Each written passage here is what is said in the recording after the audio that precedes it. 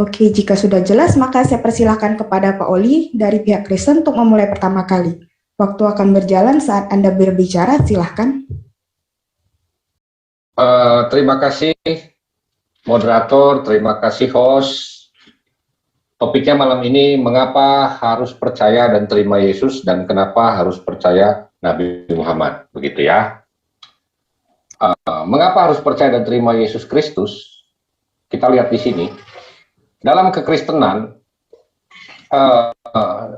kronologikal antara awal penciptaan dan kejatuhan manusia dalam penyelamatan. Tuhan menciptakan manusia itu kudus untuk bersekutu dengan Dia dalam kekudusan di Kejadian 1:26. Lalu kematian diperkenalkan Tuhan ke manusia, tetapi sengat mautnya belum dipasang. Ini Kejadian 2:16. Manusia berkhianat, jatuh ke dalam dosa dan terpisah dari Tuhan. Kejadian 3 ayat 6 sampai 7. Lalu Tuhan merencanakan penyelamatan manusia, Kejadian 3:15, proto-evangelis. Lalu Abraham dipilih sebagai benih dan penegasan kembali janji Tuhan, Kejadian 12 ayat 1 sampai 9. Israel ditentukan sebagai bangsa pilihan, dikuduskan dari berbagai bangsa, disiapkan untuk janji keselamatan, Keluaran 19 5 sampai 25. Kepada manusia ditegaskan kembali apa itu dosa melalui hukum Taurat, Keluaran 20 ayat 1 sampai 17.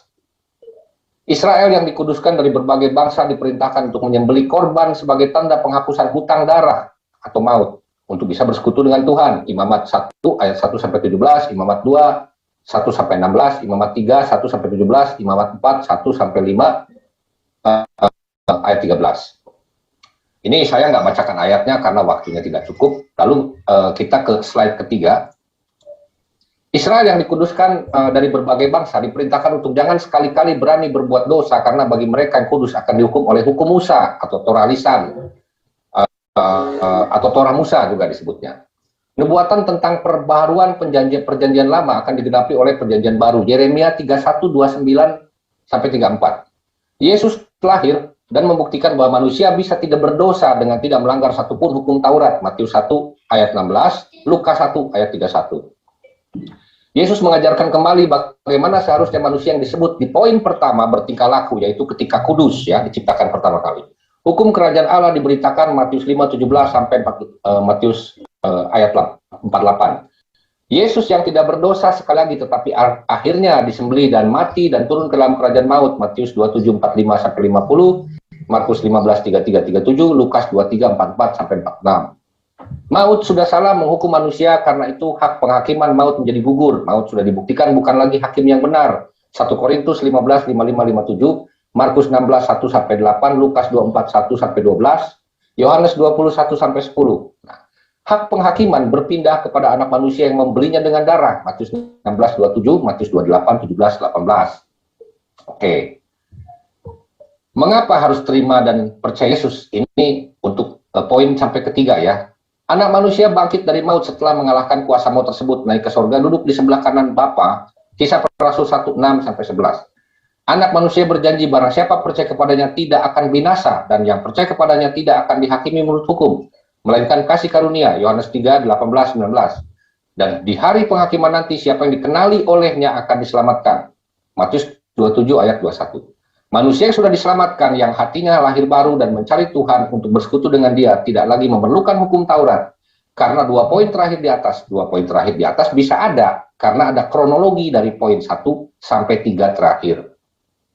Oke. Lebih lanjut, mengapa harus percaya dan terima Yesus Kristus? Yesus adalah Sang Firman yang menjadi manusia, Yohanes 1 ayat 1, Yohanes 1:14. Yesus adalah bukti bahwa kasih karunia oleh Allah itu nyata, Yohanes 1:17. Yesus turun dari sorga dan tidak pernah berdosa, Yohanes 3:13, Yohanes 8:46. Yesus datang untuk menyelamatkan manusia dari hukum maut, Yohanes 3:14-15, Yohanes 3:18-21. Yesus menggenapi Taurat, Matius 5:17 sampai 48. Yesus menuntut kesempurnaan dalam moralitas, Matius 5:48. Yesus bangkit dari kematian, Matius 28 1 sampai 10. Oke. Mengapa harus percaya dan terima Yesus? Yesus berjanji menjamin keselamatan jika manusia sungguh-sungguh percaya dan mengikut Dia. Dia yang berjanji dan Dia yang bertindak sebagai hakim pada akhir zaman. Dengan matinya Yesus di kayu salib, Yesus telah mengalahkan hukum maut, membuktikan bahwa hukum maut tidak layak lagi memvonis manusia. Yesus memberikan nyawanya sebagai tebusan bagi manusia. Yesus berkuasa di bumi dan di sorga. Yesus menggenapi segala sesuatu. Yesus tidak membatalkan Taurat, melainkan meletakkan hukum kembali seperti kesempurnaan Allah, yaitu hukum kerajaan Allah yang berlandaskan kasih karunia. Yesus yang akan datang kedua kali sebagai hakim yang akan menghakimi semua manusia sesuai dengan perbuatannya. Lalu kesimpulan, mengapa harus percaya dan terima Yesus Kristus? Kesimpulan akhir, tanpa karya penebusan dan keselamatan dari Allah, semua manusia sudah pasti akan binasa karena telah divonis dan menjadi milik kerajaan maut. Berbuat baik atau tidak, berbuat jahat atau tidak, bahkan perbuatan baik sejutaan kali tidak bisa menyelamatkan manusia karena manusia sudah divonis mati. Allah yang kudus luar biasa, benar luar biasa, tidak bisa bersekutu dengan dosa dan kesalahan. Allah yang maha adil akan membawa semua perbuatan, entah itu baik, entah itu jahat, ke pengadilan. Tetapi Allah juga maha kasih. Maha kasih dan maha adil ini diwujudkan Yesus dalam pengorbanannya mati di kayu salib, agar manusia dapat diselamatkan. Jadi, mengapa harus percaya Yesus? Karena di muka bumi ini tidak ada manusia yang kepada Dia namanya bisa menyelamatkan manusia lain, menyelamatkan kita semua. Hanya Yesus Kristus, Dia yang hidup tanpa celah, Dia yang hidup bisa menggenapi Taurat, dan Dia yang bangkit dari kematian tanpa ada manusia lain yang bisa seperti Dia. Begitu. Mungkin saya cukupkan dulu sampai situ. Terima kasih. Oke, terima kasih untuk opening statement-nya dari Pak Oli. Selanjutnya opening statement dari pihak Muslim, dipersilakan untuk Ustadz Halif. Waktu dimulai ketika Anda berbicara. Silakan. Oke, terima kasih. Selamat malam juga untuk semuanya ya. Bismillahirrahmanirrahim. Allahumma arinal haqqa haqqa warzuqna tiba'ah wa arinal batila batila warzuqna tinabah. Ya.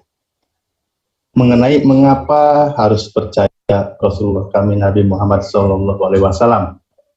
Memang hal yang menarik di sini karena Nabi Muhammad sendiri adalah khotam nabi, penutup dari para nabi. Ya. Jadi Nabi Muhammad sendiri mengatakan tidak ada lagi Rasul dan tidak ada lagi Nabi setelahku. Itu yang disampaikan. Artinya semua ajaran itu sudah ditutup dari beberapa risalah kenabian nabi-nabi sebelumnya. Nah, makanya karena Rasulullah itu nabi penutup, di Al-Quran banyak dibahas mengisahkan nabi-nabi sebelumnya. Jadi hal yang menarik di sini adalah ketika Nabi Muhammad mengisahkan nabi sebelumnya seperti Nabi Isa, Nabi Daud, Nabi Musa, Nabi Ibrahim, dan seterusnya kan gitu. Hal di sini adalah mengapa kami harus percaya Nabi Muhammad? Karena Nabi Muhammad sendiri adalah seorang Rasul, seorang Nabi yang menceritakan dengan sebenarnya nabi-nabi sebelumnya. Di dalam keyakinan Kristen yang dipercaya sebagai Yesus, dalam keyakinan kami yang dipercaya sebagai Nabi Isa alaihissalam gitu. Bahkan dalam penyebutannya pun kami mengucapkan alaihissalam, kepada Nabi Isa lah rahmat dan keselamatan dari Allah Subhanahu wa taala. Begitu. Nah, dalam hal mengenai kepercayaan di sini tentu sangat jelas ya, karena di sisi lain juga pernah kita bahas Nabi Muhammad itu adalah seorang diutusnya sebagai rahmat untuk seluruh alam. Dalam artian di sini, dalam tataran kehidupan manusia, baik dalam urusan pribadi, diri sendiri, keluarga, bertetangga, bermasyarakat, dan bernegara, semua diatur dalam kehidupan itu. Tujuannya apa? Tentu agar manusia tidak keluar dari hukum-hukum, aturan yang Tuhan berikan. Gitu kan. Seperti itu. Nah, hal yang menarik di sini adalah, sepertinya kami tidak akan salah ketika kami membahas tentang nabi-nabi sebelumnya, karena itu bagian dari kami harus percaya dengan Nabi Muhammad, kan gitu. Di dalam Al-Quran, kalau saya coba sedikit rumit bahasnya ya, di surah Muhammad sendiri dinamakan itu di ayat 2, saya sedikit berbacanya. Bismillahirrahmanirrahim. Waladina amanu wa amilus sholihat wa amanu bima nuzila ala Muhammad wa huwa haq. Begitu. Wa huwa haq mir rabbihim kafaru anhum sayyatim wa aslaha balahum. Al-ayah, maaf kepotong di sini.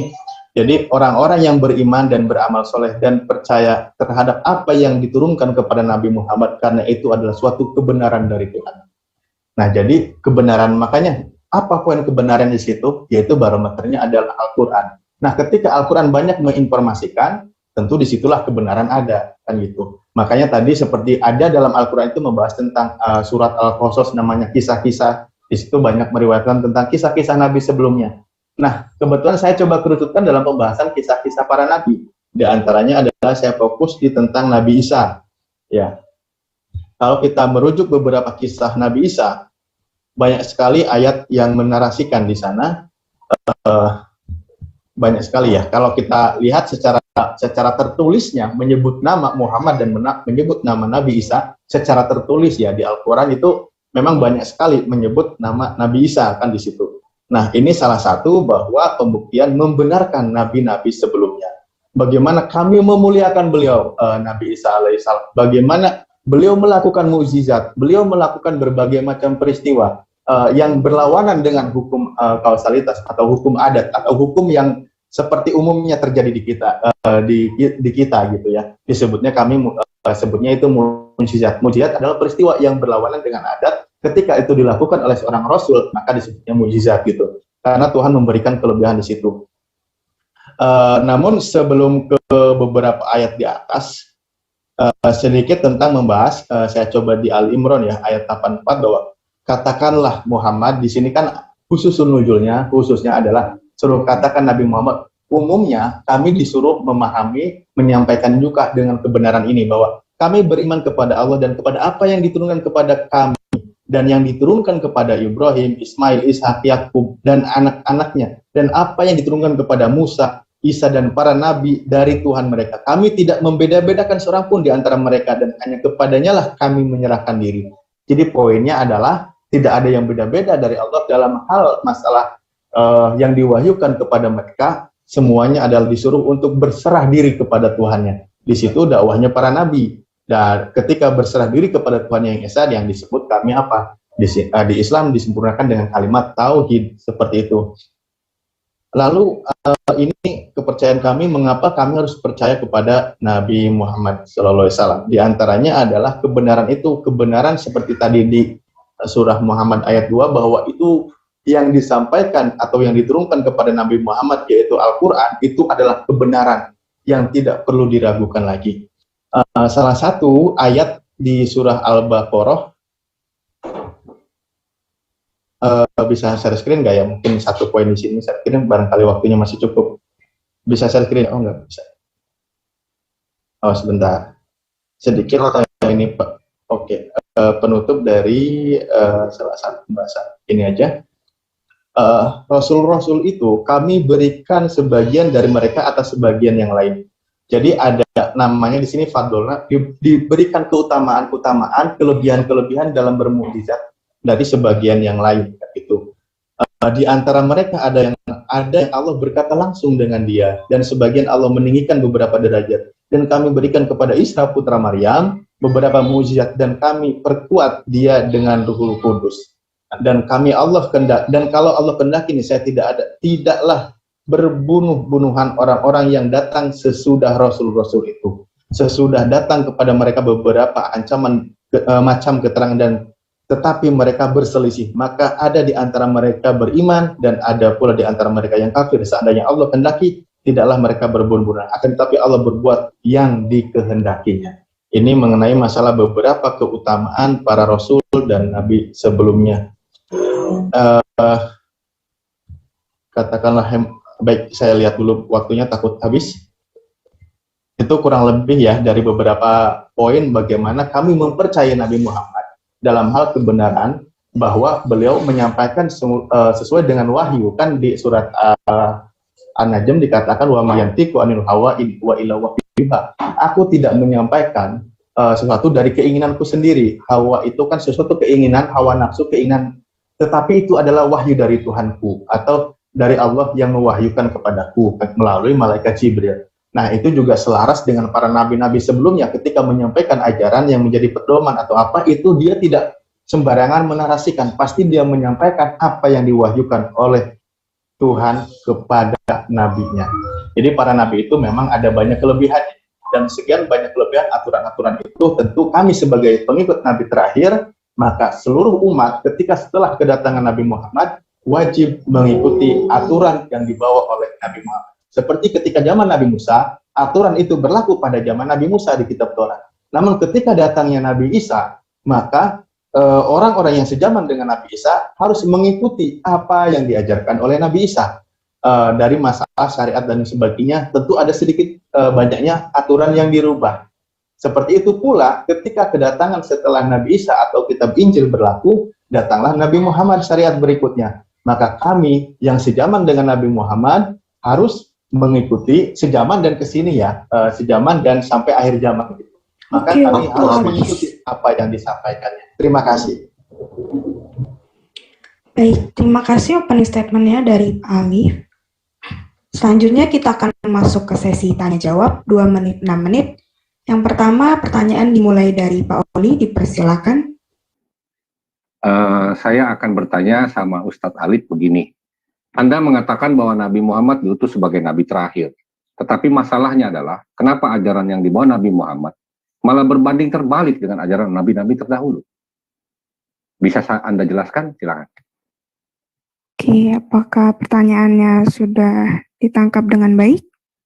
Ya, dikatakan ajarannya berbalik. Ini sebenarnya artinya ketika mengklaim mengatakan bahwa ajaran ini terbalik, berarti Pak Oli, saya terima kasih sudah banyak mempelajari apa yang disampaikan oleh Nabi Muhammad itu sendiri, kan gitu. Itu poin pertamanya ya, sebelum ke jawabannya. Artinya sudah banyak mempelajari atau bahkan dikatakan kitab Al-Quran baik maupun hadisnya bahwa inilah ajaran Nabi Muhammad yang disampaikan oleh Nabi Muhammad. Itu terima kasih saya. Tapi poinnya adalah ketika dikatakan terbalik, nah ini yang bermasalah gitu. Mungkin ada kesalahpahaman dalam mempelajarinya. Karena Al-Quran sendiri mengatakan bahwa tidak ada yang berbeda diajarkan oleh para nabi dalam hal esensi ketuhanan, menuhankan. Makanya di Al-Quran di surat Al-Baqarah ayat terakhir, la nufariqu baina ahadin rusuli, tidak ada yang berbeda. Bahkan tadi juga ada ayat yang saya sampaikan, kami beriman sebagaimana diajarkan oleh nabi-nabi sebelumnya, Nabi Ibrahim, Nabi Musa dan lain sebagainya. Itu semuanya mengatakan bahwa kami beriman kepada Tuhan saja. Kami berserah diri kepada Allah Subhanahu wa taala. Atau ke surah Al-Anbiya ada di ayat 25 bahwa Allah itu tidak mengutus seorang rasul, berarti itu global semuanya, para rasul, para nabi. Kecuali dia itu diwahyukan, disuruh untuk mendakwahkan bahwa sembahlah Allah saja Tuhan yang esa. Kayak gitu. Tidak ada yang wajib disembah kecuali dia. Ketika Rasulullah mengeluarkan kalimat itu, ada kalimat itu di Al-Quran, banyak ayatnya. Ketika Nabi Isa mendakwahkan itu juga ada ayatnya gitu kan. Nah, ketika Nabi Musa ada ayatnya. Jadi semuanya tidak ada yang beda. Nah, mengenai tata cara beribadahnya, nah inilah yang hebatnya Al-Quran gitu kan. Makanya Al-Quran sendiri tata cara itu kan yang berhubungan dengan bagaimana cara orang itu beribadah ya. Bagaimana cara orang itu beribadah kepada Tuhannya. Itu ada yang berbeda. Itu hal yang logis. Bagaimana contoh kami sholat, semua para nabi sholat. Hanya mungkin cara praktek sholatnya berbeda. Tapi esensinya dia itu sholat, menyembah kepada Tuhan yang sama gitu. Nah, mengenai ajaran-ajaran syariat itu. Semuanya tidak ada yang beda, Pak. Tidak ada yang beda. Justru dari zaman Nabi Adam, manusia pertama, sampai Nabi Muhammad terakhir mengajarkan semuanya, menginformasikan bahwa semuanya menyembah Tuhan yang sama. Ketika diwahyukan kepada Nabi Nuh, Nabi Lut, Nabi Ibrahim, Nabi Ishak, dan sebagainya, kepada seluruh Bani Israel, seluruh menyembah Tuhan yang sama, Tuhan yang esa. Justru ketika ada yang salah dinarasikan, ya, contoh umpamanya kitab-kitab sebelumnya ada yang salah menarasikan, maka Nabi berikutnya itu tugasnya untuk meluruskan. Seperti ketika di zaman Nabi Musa, mungkin ketika ditanya bagaimana sebenarnya sih kalian itu seorang Rasul itu diutus, maka Nabi Isa berkata kepada hai Bani Israel gitu kan, bahwa sesungguhnya aku ini diutus untuk kalian untuk menyembah Allah saja, itu kan ada. Dan juga Nabi Muhammad juga sama, ketika ada kesalahan dari nabi-nabi sebelumnya dalam hal ketuhanan, menuhankan, pasti Nabi itu memang tugasnya karena mendapat wahyu dari Tuhan, pasti beliau meluruskan ajaran yang mulai salah itu. Makanya Nabi Muhammad juga meluruskan lagi bahwa kalian harus menyembah kepada Tuhan yang esa gitu. Ini tentang masalah keimanan ketuhanan. Nah, makanya dalam hal masalah ketuhanan ketika sudah benar, ayo ikuti syariatnya sesuai dengan yang diajarkan oleh nabinya itu. Seperti itu poinnya Pak Oli ya. Sebentar, semoga sudah ketangkap. Jadi karena masih ada waktu, saya coba manfaatkan aja biar ini semoga menjawab semua pertanyaan yang terbesit yang tidak terucap ya. Makanya tadi ketika masalah pertanyaan mengenai yang berbeda, barangkali hal yang syariat ya, yang sifatnya syariat, kami juga banyak di Al-Quran menarasikan contoh bagaimana ajaran-ajaran Nabi Isa. Itu ada di surat Al-Zuhruf, mereka itu dalam hal masalah berkasih sayang sebagai rahmat dan lain sebagainya. Tapi diingatkan, hanya disayangkan ada di antara mereka itu berlebihan. Berlebihan dalam hal memputuskan, memposisikan seseorang. Makanya diingatkannya lagi tegasnya di surat An-Nisa ayat 171 bahwa sama-sama mengatakan sebagai ruh kalimatnya atau kalimat darinya sebagai ruh darinya juga, tapi ingat jangan berlebihan, tetap posisi seorang nabi, dia adalah seorang nabi. Dan ketika dia seorang utusan, tentu menyampaikan risalah kenabian itu sendiri. Mungkin itu aja dulu, terima kasih. Oke, terima kasih untuk jawabannya. Selanjutnya dilanjutkan pertanyaan oleh Ustadz Alif, dipersilakan waktu Anda 2 menit. Oke, terima kasih. Saya coba manfaatkan sesimpel mungkin ya, biar nanti Pak Oli. Pertanyaan saya itu kan begini, di Al-Quran itu banyak menarasikan tentang Nabi Isa atau Yesus di keyakinan Pak Oli ya. Nah, disinilah kenapa kami merasa tidak bersalah ketika kami menyampaikan tentang Nabi Isa atau Yesus itu sendiri. Nah, lalu di Al-Quran itu banyak yang menarasikan, mengatakan bahwa Nabi Isa itu adalah dia seorang nabi, seorang utusan yang diutus kepada Bani Israel dan dia itu harus menyampaikan firman-Nya dan ajaran itu kepada Bani Israel itu sendiri meneruskan. Nah, pertanyaan sederhana saya adalah, adakah di kitab Pak Oli yang mengatakan bahwa Isa atau Yesus itu seorang utusan yang diutus kepada Bani Israel dan menyampaikan firman dari Tuhan? Terima kasih, itu aja. Oke, baik. Apakah poinnya ditangkap jelas, Pak Oli? Ya. Oke, dipersilakan untuk menjawab. Baik. Begini, kalau ditanya utusan, Yesus itu utusan, ya, Yesus itu utusan. Tapi Yesus itu bukan utusan yang seperti biasanya. Tadi sudah saya jelaskan di awal bahwa Yesus adalah Sang Firman Allah yang menjadi manusia. Jadi bukan firman ya, tapi Sang Firman. Sang Firman yang menjadi manusia. Yohanes 1 ayat 1, Yohanes 1 ayat 14. Kalau ditanya apakah Yesus itu nabi, ya Yesus juga nabi. Tugasnya Yesus itu misi kenabian. Itu menggenapi Ulangan 18. Nabi yang seperti Musa. Itulah Yesus. Alkitab tidak pernah berbicara tentang nabi dari bangsa lain dalam arti yang untuk ke orang Israel ya. Gitu ya. Jadi Yesus itu datang seperti itu. Sang Firman ini datang seperti itu ke dunia ini, bukan ujuk-ujuk tanpa kronologi. Jadi tadi sudah saya jelaskan kronologinya kenapa ada Yesus harus turun, karena ada peristiwa yang melatar belakangi Yesus harus turun, yaitu kejatuhan manusia dengan atas dosa. Dan manusia bukan hanya sekedar berdosa, tapi manusia itu disebutkan mati. Maka manusia memang mati kan, mau baik mau jahat mati. Mau berbuat baik mati, mau berbuat jahat juga mati. Nggak ada bedanya itu antara manusia jahat, manusia baik. Sama-sama mati. Nah, kenapa manusia harus mati? Apakah karena dia dikasih nyawa? Enggak, bukan itu. Sebelum manusia jatuh ke dalam dosa, kematian ini tidak pernah ada sebelum. Tuhan tidak serta-merta menentukan umur manusia pada saat penciptaan. Di Alkitab juga tidak menulis itu. Justru kematian ini, kematian jasmani dan kematian rohani, baru ada setelah manusia jatuh ke dalam dosa. Gitu.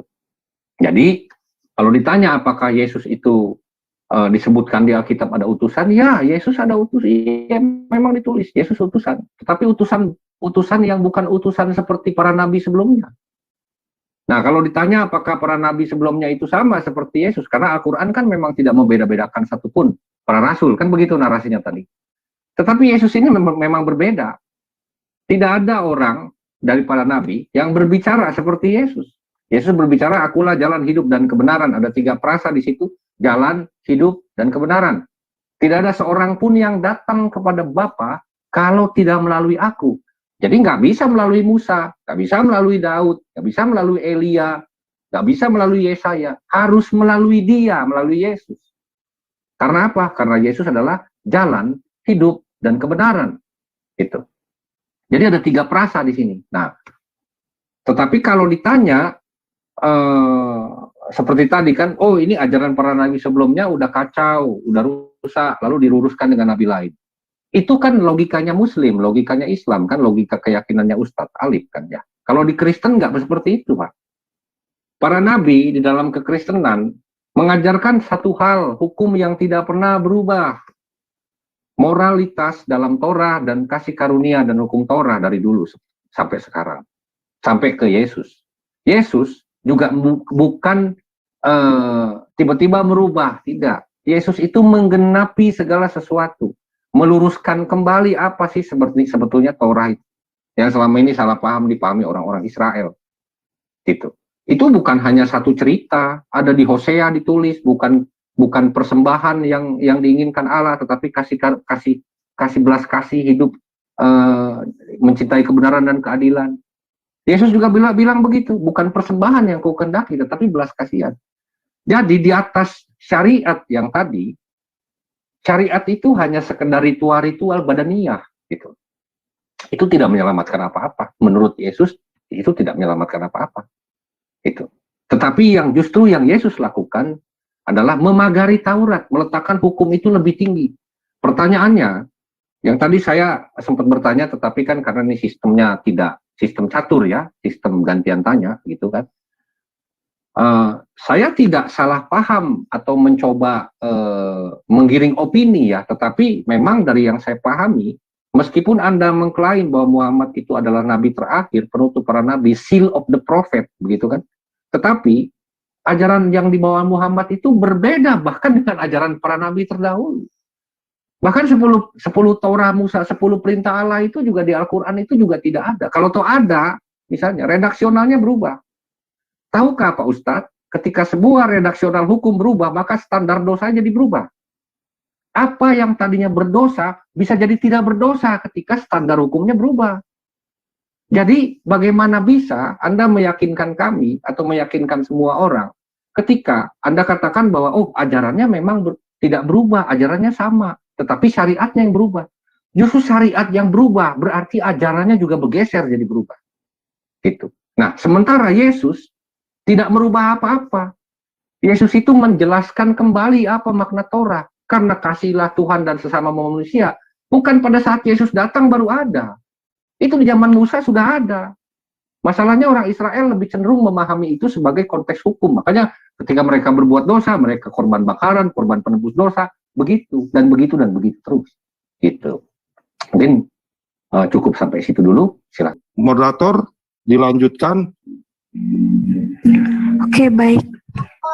Langsung saja kita lanjutkan sesi pertanyaan selanjutnya dari Pak Oli, dipersilakan. Baik, saya lebih lanjut ke yang tadi ya, pertanyaan yang tadi belum sempat dielaborasi ya jawabannya. Nah, saya mau bertanya begini Pak Ustadz Alif, kalau memang Nabi Muhammad itu meneruskan risalah nabi-nabi terdahulu seperti apa yang diklaim oleh Pak Ustadz dan Quran.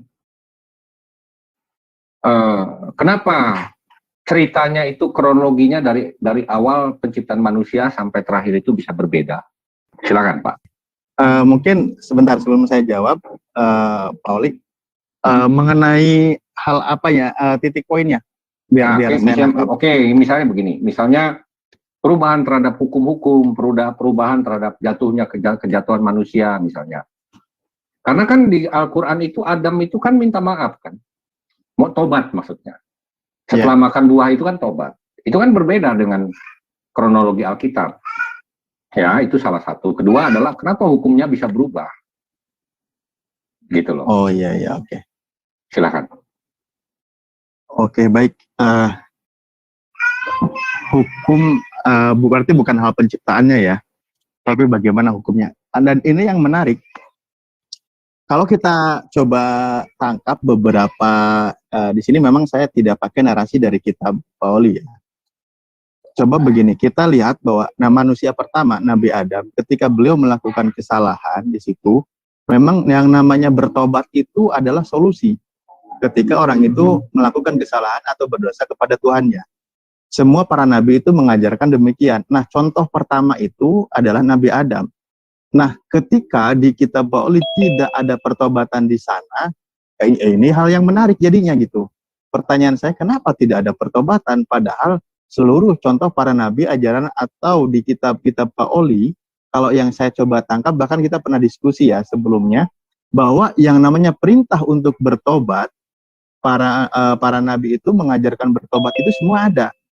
Artinya pertobatan ini adalah solusi dalam cara menghapus dosa, atau istilahnya manusia itu kembali kepada fitrahnya, kepada kesuciannya, kepada kebersihannya, kayak gitu. Nah, itu narasi, itu hal yang tidak wajar. Itulah para nabi mendakwakan karena manusia cenderung berbuat dosa karena mengikuti hawa nafsunya, keinginannya. Ketika itu yang berlawanan dengan hukum Tuhan, maka perintahnya berdosa. Nah, lalu mengenai bagaimana aturan itu berbeda, ada yang tidak sama, ya. Akhirnya saya coba tangkap lagi beberapa poin. Contoh ketika bagaimana Torah Nabi Musa dan lain sebagainya itu untuk Bani Israel. Itu semua saya rasa sepakat. Nah, aturan-aturan seperti itu artinya seorang nabi berdakwah kepada satu daerah wilayah tertentu. Aturan yang berlaku untuk wilayah tertentu. Saya coba sedikit analogikan ketika undang-undang yang ada di kita, contoh di negara Indonesia, ada aturan yang ketika dia itu dakwahnya untuk aturan itu berlaku untuk wilayah tertentu. Contoh umpamanya ketika Sultan Hamengkubuwono, dia memang aturannya berlaku untuk satu wilayah daerah istimewa Yogyakarta, kan gitu. Dan aturan itu berlaku. Nah, ketika aturan itu untuk lokal satu daerah dan memang Sultan Hamengkubuwono untuk daerah istimewa Yogyakarta, itu tidak bisa diberlakukan aturannya untuk seluruh Indonesia. Nah, Al-Quran ini analoginya undang-undang dasar untuk seluruh Indonesia gitu. Di antaranya ada yang sama, ada yang juga berbeda kan. Nah, Al-Quran bisa diterapkan untuk seluruh Indonesia, tapi aturan istimewa Yogyakarta belum tentu bisa diterapkan untuk seluruh Indonesia. Nah, inilah yang berbeda. Tapi semuanya istilahnya berprinsip yang sama, yaitu bahwa mengakui keberadaan negara Indonesia kan gitu, atau undang-undang dasar atau Pancasila dan sebagainya. Ini analogi sederhana ya, bukan maksud menyamakan. Yaitu salah satu contoh ketika para nabi sebelumnya berdakwah memang untuk Bani Israel, berarti lingkupnya terbatas gitu. Tentu aturan yang ada pun terbatas di situ. Berlaku untuk ya Tuhan yang Maha tahu bagaimana aturan berlaku untuk orang daerah tertentu gitu loh. Karena itu aturannya memang demikian. Tertulisnya juga demikian, termasuk Al-Quran juga mengatakan memang Nabi Musa, Nabi Isa itu diutus untuk Bani Israel, kan gitu. Nah, ketika Nabi Muhammad permasalahannya diutus untuk seluruh manusia. Nah, di sini perbedaannya. Artinya, otomatis aturannya itu juga disesuaikan yang bisa diterima oleh seluruh manusia yang ada di muka bumi. Nah, itu analogi sederhananya seperti itu, Pak. Masalah pertobatan. Makanya hal yang menarik, kenapa di kitab Anda tidak ada menarasikan bahwa Nabi Adam itu berdosa? Padahal logika sederhana kita, orang pertama yang dekat dengan Tuhan, di Al-Quran menceritakan bahwa dia itu menerima kalimat dari Tuhan, menerima ilmu pengetahuan dari Tuhan. Otomatis ketika dia melakukan kesalahan pun, dia bisa menarasikan memohon maaf. Nah, di antaranya kalimatnya di Al-Quran makanya ada itu. Sehingga apa? Urusan dosa dengan Nabi Adam itu clear, selesai. Kesalahannya itu selesai, Tuhan mengampuni dosanya, ya udah Nabi Adam tinggal meneruskan kehidupannya, kan begitu. Nah, ya di sini bukan gara-gara sih ya. Penyebab dari masalah tidak ada narasi bertobatnya Nabi Adam, sehingga harus mengatakan Nabi Isa sebagai korban pengampun dosa, kan gitu. Nah, Al-Quran lagi-lagi meluruskan informasinya bahwa jangan, sebentar anakku Al-Quran kembali meluruskan bahwa yang namanya untuk penghapusan dosa adalah dengan cara bertobat. Kalau saya juga beberapa lihat ayat di kitab Bapak sebelumnya, justru adalah perintahnya untuk bertobat kayak gitu. Mungkin itu saya dulu. Terima kasih. Oke, baik, langsung saja pertanyaan selanjutnya oleh Ustaz Alif, dipersilakan. Terima kasih. Nah, ini hal yang menarik juga. Tadi Pak Oli juga mengatakan bahwa ketika Yesus datang, Nabi Isa, dia menggenapi syariat yang ada berlaku sebelumnya, yaitu di kitab Taurat, kan gitu. Itu ketika penggenapan itu pasti ada yang sifatnya yang dijalankan sebelumnya di kitab Taurat, ada yang tidak dijalankan di aturan Yesus atau Nabi Isa sendiri. Artinya ada sedikit perubahan kalau gitu. Nah, penggenapan di sini saya ingin tegas secara tertulis bagaimana penggenapan itu adalah seperti ketika dia 5 masih ganjil digenapi jadi 6. Kan gitu, artinya semuanya menyeluruh, berjalan. Dijalankan tapi disempurnakan lagi. Bukan berarti menghilangkan hukum yang sebelumnya. Kalau dikatakan menghilangkan sebelumnya, berarti secara tidak langsung Pak Oli juga mengatakan tadi, berarti berubah. Kalau ada yang berubahan, tadi bahasa istilah hukumnya Pak Oli. Silakan diperjelas, ini mengenai hal seperti ini gimana? Karena Nabi Muhammad sendiri hadir sama, menggenapi ajaran sebelumnya yang berlaku untuk seluruh alat. Gitu. Terima kasih. Baik, begini. Kata menggenapi itu bukan menambahkan, Pak. Bukan 5 ditambah digenapi jadi 6 gitu. Bukan seperti itu. Kalau itu namanya menambahkan. Menggenapi itu artinya memenuhi segala tuntutan-tuntutan apa yang dituntut oleh Taurat. Itulah namanya menggenapi. Atau menyelesaikan tuntutan-tuntutan hukum Taurat. Itulah namanya menggenapi. Atau melakukan apa yang dituntut oleh hukum Taurat. Jadi menggenapi itu bukan menambahkan seperti gelas kosong ditambah air, bukan seperti itu. Kata menggenapi ini sering disalahartikan bahwa berarti Taurat tidak sempurna, lalu disempurnakan. Sebetulnya bukan seperti itu. Taurat adalah terdiri dari 3 hukum yang sebetulnya sudah sempurna. Terdiri dari 10 perintah Allah itu hukum moral. Lalu di bawahnya bergantung lagi hukum Musa, hukuman untuk orang-orang yang melanggar 10 perintah Allah. Lalu ada lagi hukum seremonial. Hukum seremonial inilah yang spesifik untuk Israel dan hukum judisial yang spesifik untuk Israel. Tetapi pertanyaannya begini, apakah perintah moral itu spesifik untuk Israel? Saat itu iya. Tetapi kalau mau merujuk ke belakang lagi sebelum Musa, ada 7 hukum Nuh di situ. 7 hukum Nuh itu berlaku untuk semua manusia, bahkan waktu itu Abraham belum ada. Gitu ya. Apa sih yang disebut universal accepted? Universal itu artinya hukum yang berlaku untuk semua manusia terlepas dari dia orang Israel atau bukan. Jangan membunuh itu berlaku buat semua orang, Pak. Karena semua orang yang membunuh terlepas dari orang Israel atau bukan, dia akan berdosa. Terlepas dari hukumannya apa, itu berbeda-beda. Gitu. Nah kalau orang Israel membunuh saat zaman Musa, ya dia dirajam, dia dibunuh lagi kan, gitu. Tapi ketika saat Musa andai negara Indonesia ini sudah ada, dan konstitusi kita sudah ada, ya orang Indonesia kalau membunuh ya di penjara. Terlepas dari hukumannya apakah dia deliknya direncanakan atau tidak direncanakan. Gitu. Jadi yang berbeda adalah vonisnya. Bukan soal jangan membunuhnya. Justru ini yang berubah dalam Islam. Begitu loh. Kalau Anda bilang bahwa Nabi Isa ini menyempurnakan. Bukan menyempurnakan, menggenapi. Tetapi menggenapi juga bukan berarti meniadakan hukum. Makanya saya suka bertanya balik kepada saudara-saudara Anda dan juga termasuk Anda ya, para muslim ini. Kalau toh Paulus dituduh menghilangkan hukum Taurat atau membatalkan hukum Taurat, pertanyaannya begini, hukum Taurat mana yang batal?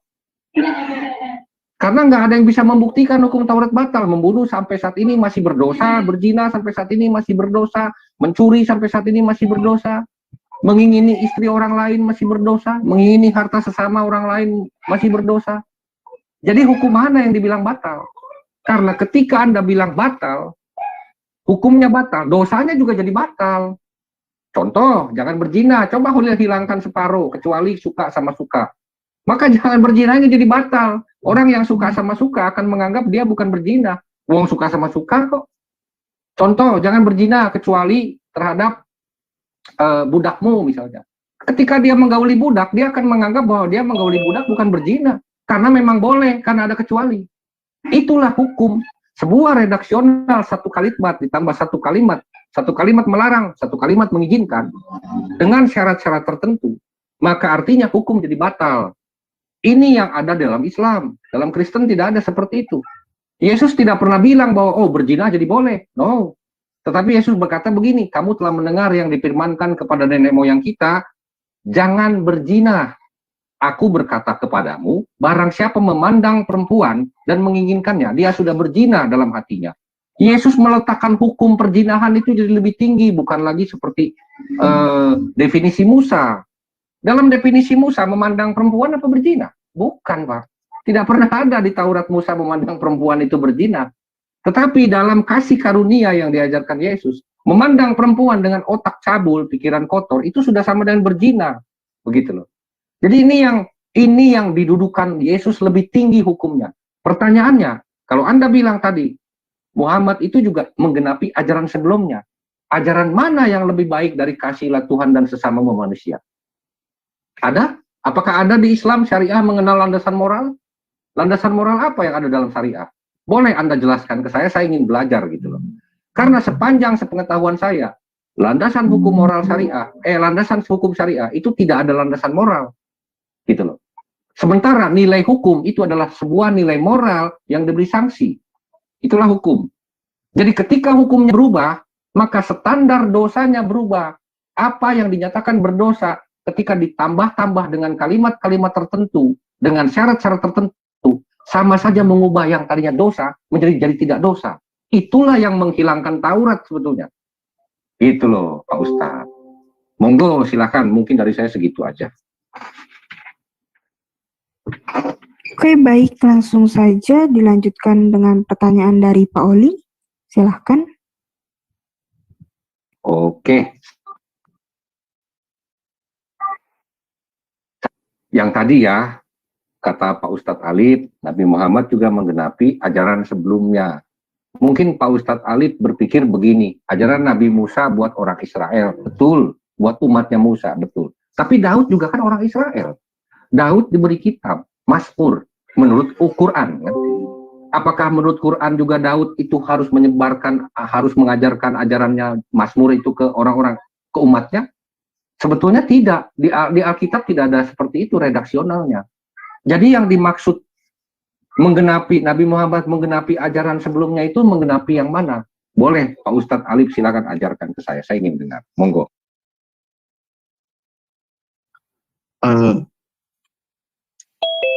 Bisa diulang lagi Pak Oli, maaf sekali, maaf. Baik, begini.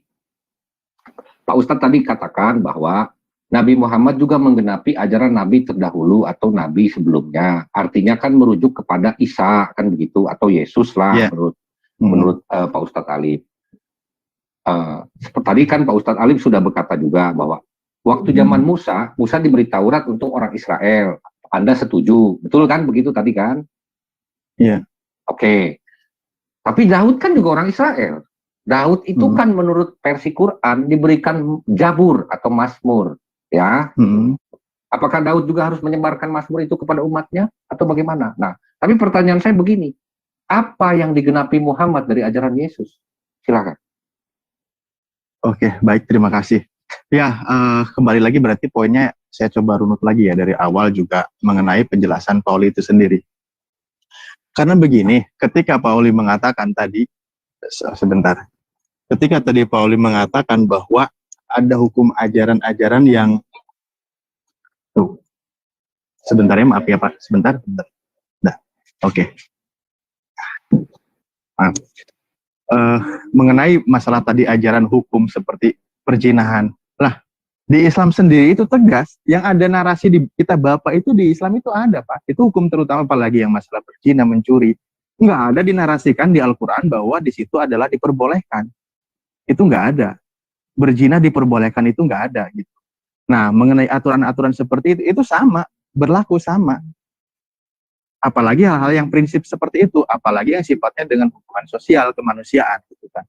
Nah, ajaran kebaikan yang bagaimana orang dikatakan yang kami katakan itu adalah orang soleh namanya.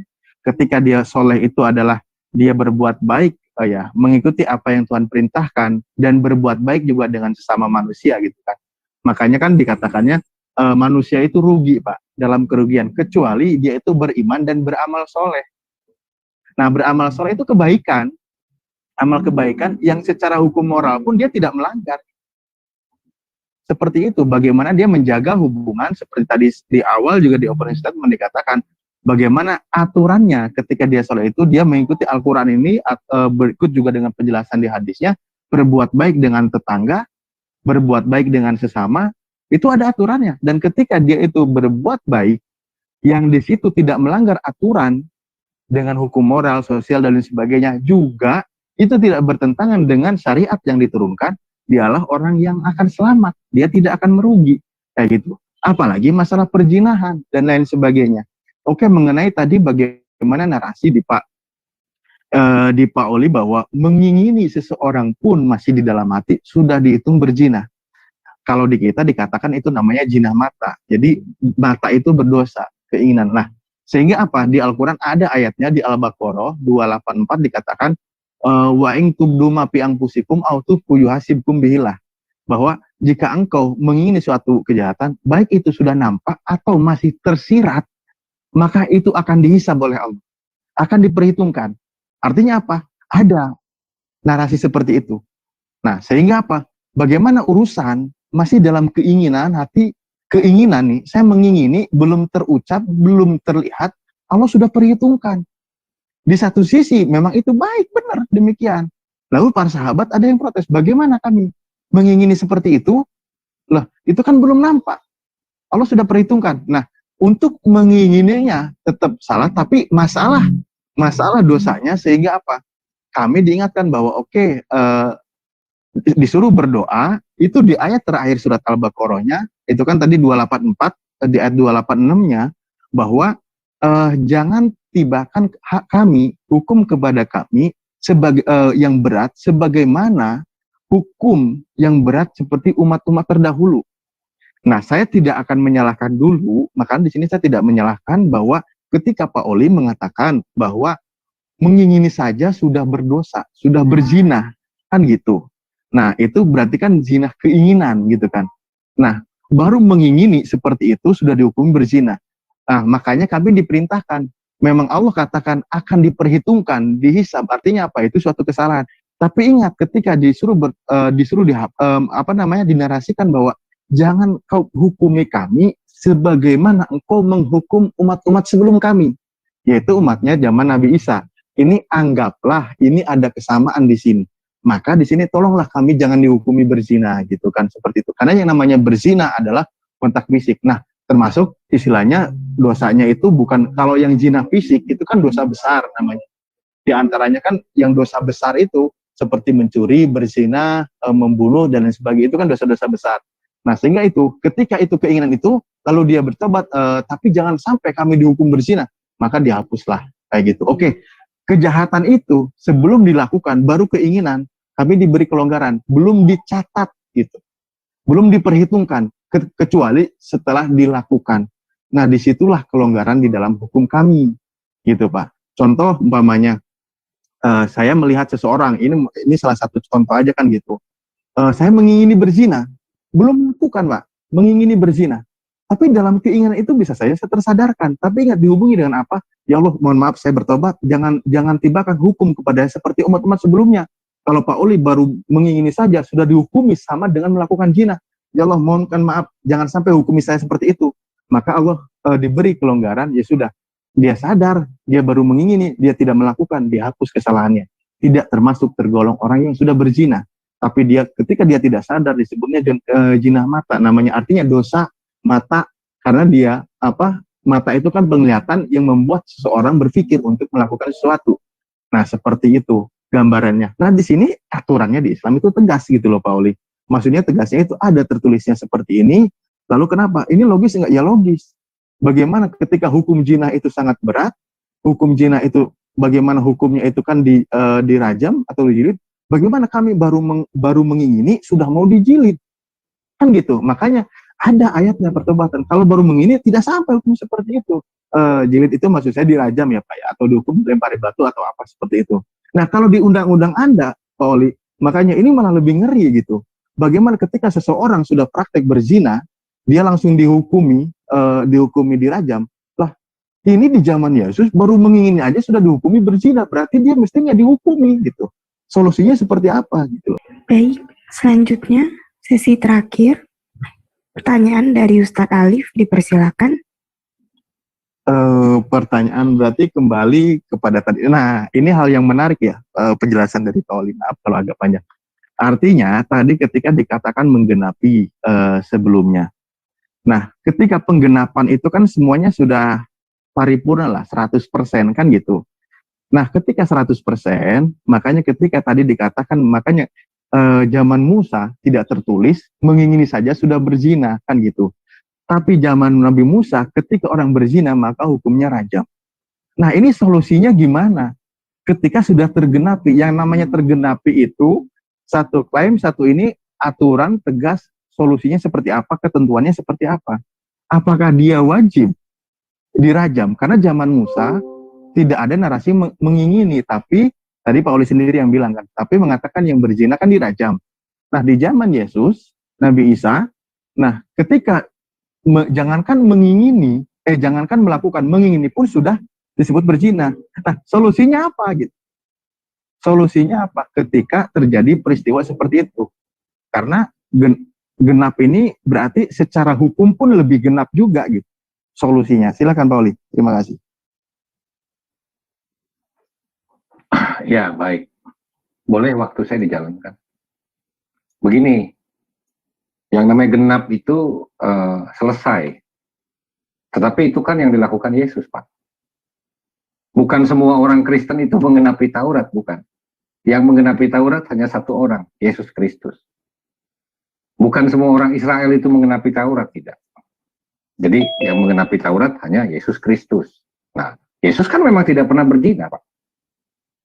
Jadi dia memang tidak bisa dikatakan berdosa. Justru Taurat inilah standar pengukur dosa. Standar definisi dosa itu dari Taurat. Jadi 10 hukum Taurat, dasar hukum Taurat itu kasih. Yesus sudah jelaskan di Matius 22 ayat 24. Di bawahnya bergantung 10 perintah Allah. 10 perintah Allah itu dasarnya itu kasih atasnya. Jadi kasih itu berdiri di atas hukum gitu. Nah, tetapi dasar hukum kerajaan Allah yang disebutkan Yesus di Matius 5 ayat 17 sampai 48 itu juga dasarnya sama, kasih. Tetapi antara hukum Taurat dan hukum kerajaan Allah yang disebutkan Yesus ini keduanya berbeda. Itu. Hukum Taurat 10 perintah Allah menjelaskan daftar perbuatan-perbuatan yang justru melanggar kasih. Berzina itu melanggar kasih, membunuh itu melanggar kasih, gitu. Sementara hukum kerajaan Allah menjelaskan daftar perbuatan-perbuatan yang menunjukkan kasih. Kasihlah Tuhan dan sesamamu manusia, itu kan. Berdoalah bagi orang yang menganiaya kamu, kasihlah musuhmu. Itu semua menunjukkan kasih. Gitu. Dengan hukum Taurat, orang berusaha tidak berdosa dalam ketakutan akan ancaman vonis. Gitu. Dengan hukum kasih kerajaan Allah, dengan hukum kerajaan Allah, manusia berusaha tidak berdosa dengan mengasihi Tuhan dan sesama manusia.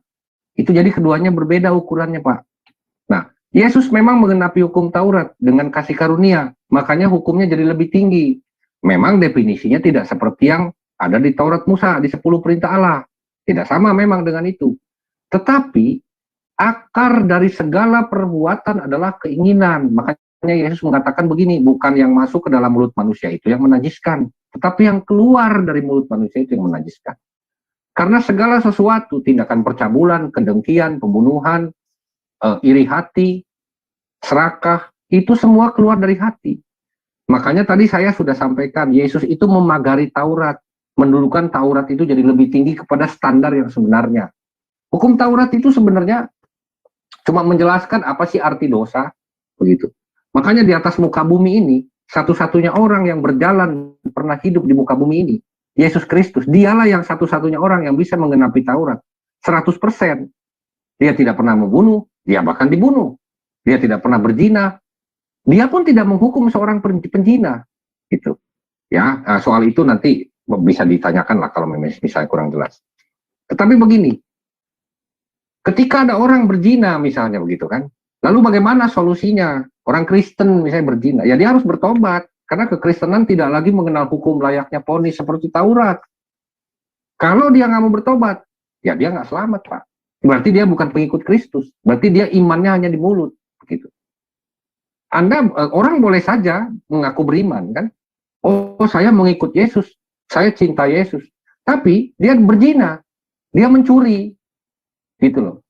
Dia mengingini istri orang lain, dia membunuh. Ya itu kalau dia nggak tobat, dia begitu-begitu terus. Ya artinya dia bukan pengikut Kristus. Ada makanya Matius 7 ayat 21. Pembuat kejahatan. Jadi dalam kekristenan, Yesus tidak silau dengan hanya penyembahan. Tidak silau dengan hanya orang memanggil dia Tuhan, Tuhan. lalu karena dia memanggil Yesus Tuhan Tuhan lalu dimasukin ke dalam kerajaan sorga. Tidak seperti itu. Yesus menuntut kesempurnaan tingkah laku moral. Makanya di Matius 5 ayat 48, hendaklah kamu sempurna sama seperti Bapamu yang di sorga adalah sempurna. Itu tidak ada lagi ajaran yang lebih tinggi dari situ, Pak. Makanya tadi saya pertanyakan, apa yang digenapi Muhammad dari ajaran Yesus atau ajaran Isa, gitu loh. Nah, jadi kalau misalnya Bapak bertanya, di Musa itu kan memang benar orang berzina dirajam, tapi itu kan untuk orang Israel dirajamnya, judicial law-nya, hukum sipilnya. Nah, kalau orang Indonesia berzina, ya kalau dilaporkan istrinya masuk penjara, Pak. Misalnya ada orang Kristen gitu berzina, lalu istrinya nggak suka, karena dia tidur bukan dengan istrinya, tapi dengan wanita lain. Ketika dilaporkan, dia masuk penjara, pasal perzinahan. Pasal perzinahan itu, definisi zina, bukan single sama single. Karena kalau single sama single, siapa yang dijinahi? Siapa menjinahi siapa? Zina itu berarti ada yang dikhianati, ada yang dijinahi.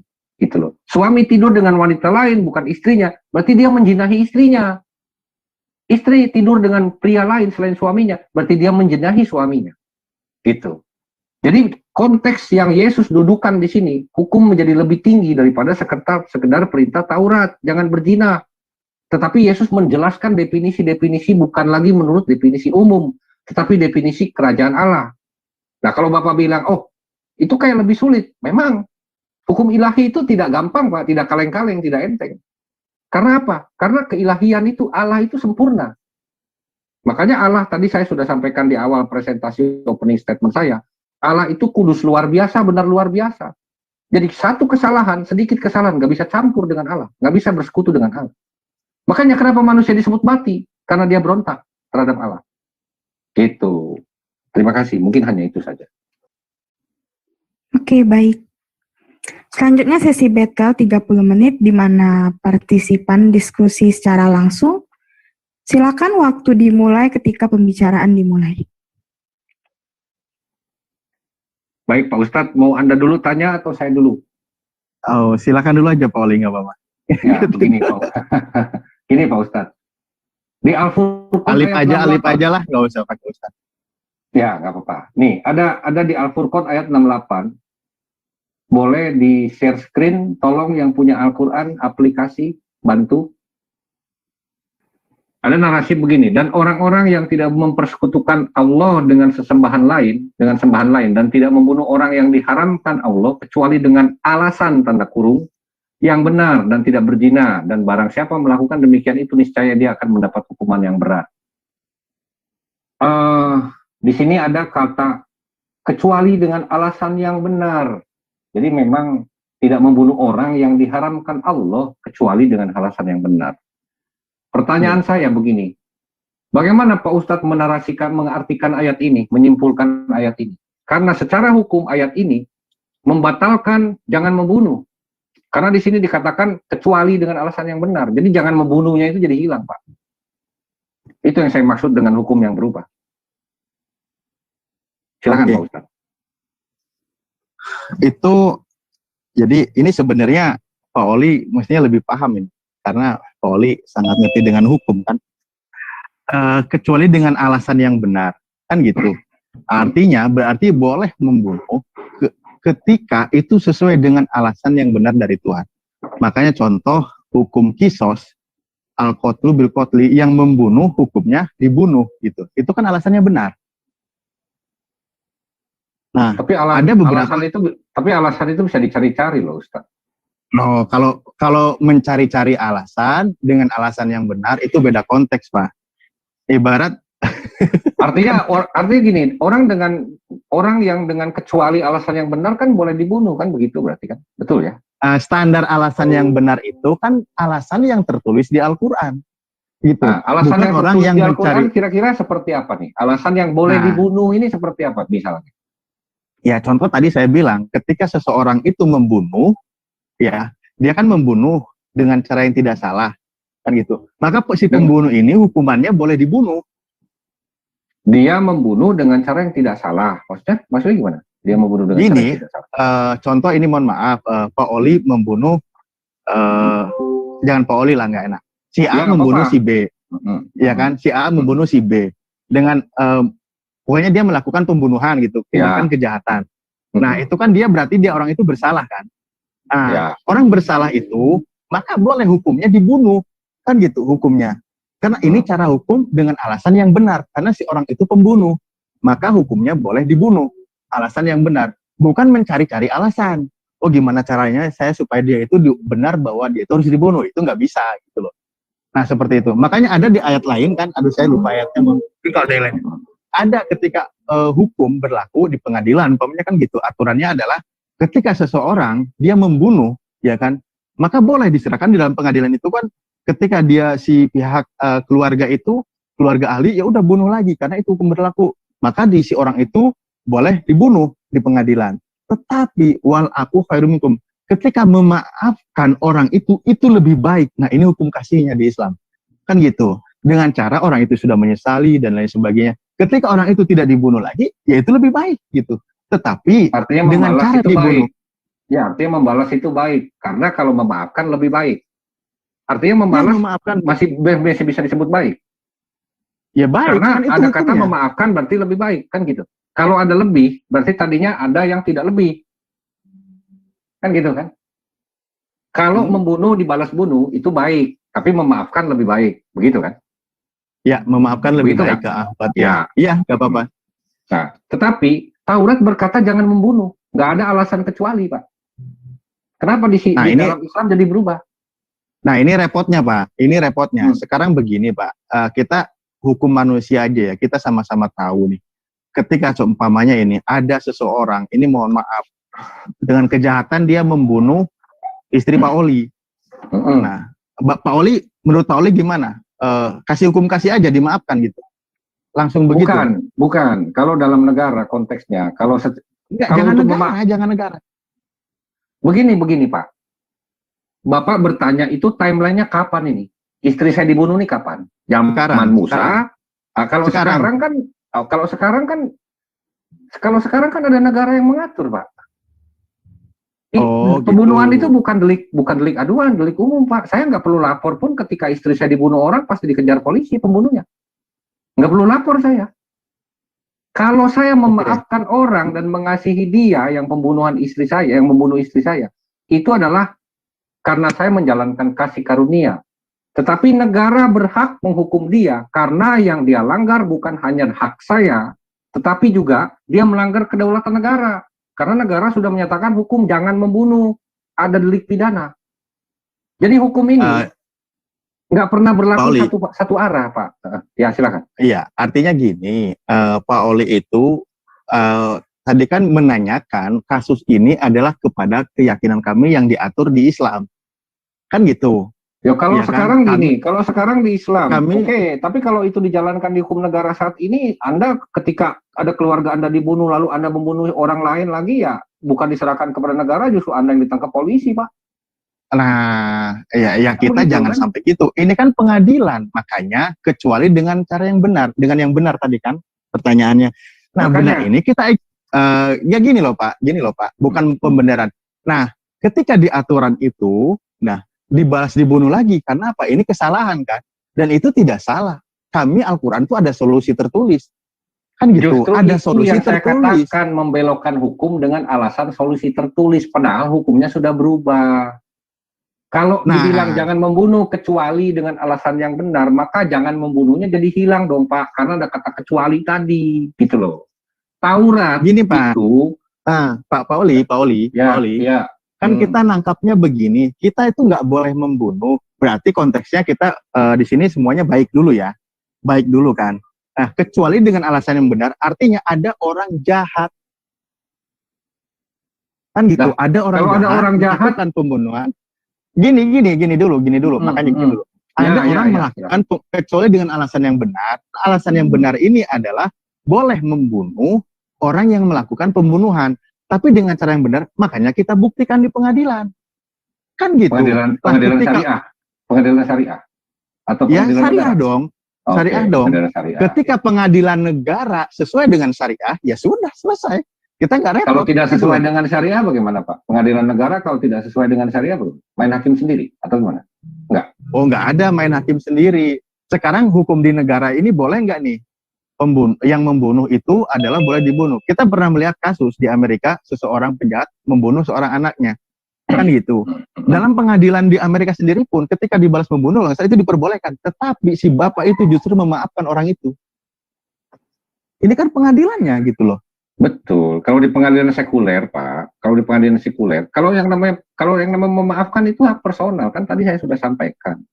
Memaafkan itu hak personal karena negara bukan korban melawan si terdakwa dalam negara itu. Negara melawan si terdakwa, Pak, dalam sidang pengadilan. Justru yang dilawan yang melawan itu negara gitu. Kalau dalam konteks negara Islam, nah itu lain lagi. Tapi kalau negara sekuler kayak di Indonesia ini kan, negara Indonesia ini kan mayoritas Muslim, tetapi kan tidak hukum Islam masuk ke pidana. Hukum Islam masuk ke perdata, pernikahan, harta hak waris.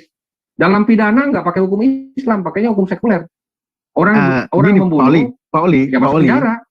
Gini loh Pak Oli, kita kembali kepada referensi hukum yang ada tertulis di kitab kita masing-masing gitu loh. Makanya, justru ini kan yang saya lagi pertanyakan. Dalam Taurat Musa, itu hukum ilahi. Kalau Anda bilang hukum ilahi itu berlakunya ada expirednya, Anda keliru di sini.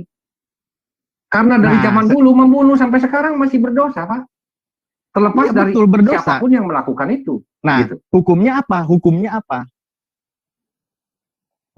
Seorang melakukan kejahatan, melakukan pembunuhan, Pak Oli tahu, itu hukumnya apa? Solusinya di keyakinan Anda gitu. Di Kristen maksudnya. Di Kristen kan di Kristen itu menyerahkan kepada negara. Kristen itu tidak ada ideologi politiknya, tidak ada. Kristen, Yesus itu memisahkan antara politik dan religi dan rohani. Aduh. Oh, berarti secara tertulis tidak ada hukum solusi ketika seseorang itu membunuh. Kan gitu, clear, simpelnya kan? Kok nggak ada solusi? Kan dibilang negara, Pak. Karena apa? Karena orang Kristen kan bukan hanya orang Indonesia. Ada orang Amerika, ada orang Belanda, ada orang... Kalau pertanyaan saya, ketika undang-undang negara itu, pelaku pembunuhan itu justru malah suruh dikasih duit gimana? Bapak mau nurut? Nggak ada, Pak. Hukum di negara yang di undang-undang membunuh dikasih duit itu nggak ada, Pak. Itu ya kan memang nggak ada. Ya, memang karena gini, ponis di setiap negara itu semua Pak sama menggunakan hukum positif. Terlepas dari itu jenisnya kolonial, kontinental atau Anglo-Saxon itu sama Pak. Tetapi Anglo-Saxon dan kolonial ini mengambil dari mana? Kalau di trace back ini ambilnya dari Romawi. Romawi ambilnya dari mana? Justru dari kekristenan. Itu. Apa itu Kristen solusinya Romawi? Loh, hukum positif itu diambilnya dari situ. Makanya di penjara. Dikurung. Oke, kalau gitu intinya ini mohon maaf adalah dari keyakinan Pak Oli sendiri adalah ketika seseorang membunuh istri Pak Oli, hukumnya serahkan kepada negara. Udah, simpelnya kan gitu. Ya. Kalau saya yang turun tangan sendiri membunuh, saya yang ditangkap Pak. Kan ya, gitu. Ya makanya solusinya. Nah, ini kebetulan ketika Pak Oli berada di negara sistem pemerintahannya Islam, solusinya seperti ini, maka Pak Oli juga harus nerima. Oh, ini bukan soal terima atau tidak. Ini kita sedang menguji kenapa harus mengikuti Yesus dan kenapa harus mengikuti Muhammad. Kan gitu. Nah, kalau saya ngomongin ke konteks negara, Pak Oli kembalikannya kepada konteks mengikuti Yesus dan Muhammad. Makanya kan saya tadi bilang, pembahasan saya tidak mau menyangkut pautan dengan negara. Kalau di Islam, tidak membahas negara dulu. Karena gini, sebentar Pak Ali. Pembunuhan. Ya, karena gini, karena Islam kan membawa ideologi politik. Ada hukum syariah. Hukum syariah itu kan malah bisa jadi berbeda dengan negara. Sementara kekristenan tidak seperti itu.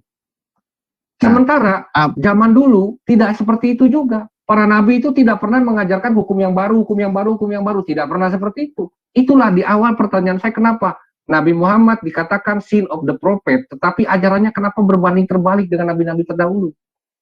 Contoh. Yesus berkata begini, apa yang kamu kehendaki diperbuat orang kepadamu, lakukanlah demikian. Itulah isi seluruh kitab Taurat dan kitab para nabi. Jadi kitab Taurat dan kitab para nabi cuma ngajarin satu hal. Apa itu? Apa yang dilakukan, apa yang kamu kehendaki diperbuat orang kepadamu, lakukanlah demikian. Golden rule, Pak. Apa? Gimana? Apa yang kamu kehendaki diperbuat orang kepadamu, lakukanlah demikian. Yang satu menyuruh kita, contoh, kita ingin dihargai, kita menghargai orang. Kita ingin dihormati orang, kita menghormati orang. Kita ingin diperlakukan orang baik, maka kita harus memperlakukan orang lebih baik. Nah, Tapi penekanannya itu adalah ke diri sendiri, Pak. ya betul. Itu solusi dalam kebaikan. Contoh lagi, ketika ada seseorang membunuh keluarga kita, solusinya apa? Nah, justru saya harusnya yang bertanya itu. Kalau di kekristenan, solusinya itu negara, karena kekristenan itu tidak punya ideologi politik. Makanya orang Kristen Oke. nggak pernah gini. Orang Kristen nggak pernah mau persekusi. Main hakim sendiri itu nggak boleh. Gitu loh. Justru kan kalau Nah, hukumnya ada kecuali untuk alasan yang benar. Alasan yang benar ini yang seperti apa? Ini pun ada tafsirnya kan. ya itu tadi, karena apa? Ada memperbolehkan membunuh orang yang dibunuh itu ada di Al-Qur'annya. Itu Nah, alasan oke. yang benarnya Ya, gitu. oke. Nah, pertanyaannya begini, apakah dengan cara seperti itu keadilan sudah tercapai, Pak? Nah, itulah hukum dari Tuhan, hukum keadilan. Nah, hukum dari Tuhan ini harus dibuktikan, Pak, benar dari Tuhan atau tidak? Karena Loh, semua orang sekarang bisa begini. mengaku punya hukum dari Tuhan loh. Sekarang begini, saya kembali ke pertanyaan sebelumnya. Di zaman Nabi Musa, seorang pembunuh itu hukumannya apa? Ya dihukum lagi, dirajam. Ya sudah. Untuk orang Israel tapi, Pak, itu tidak berlaku Ya. untuk negara bangsa lain loh. Nah, betul. Makanya tadi analoginya, aturan Musa itu berlaku analoginya seperti di DIY. Tapi kalau Anda analogikan di DIY itu Anda keliru juga. Kenapa? Nggak apa-apa, Karena ini analogi tidak bisa dilebarkan gitu loh Pak. harus bisa tapi tidak dilebarkan kalau analoginya salah. Karena gini, kalau di DIY itu mengatur untuk otonomi daerah DIY. Itu saya sepakat. Tapi kalau hukum ilahi diatur seperti itu, Anda analogikan seperti itu keliru.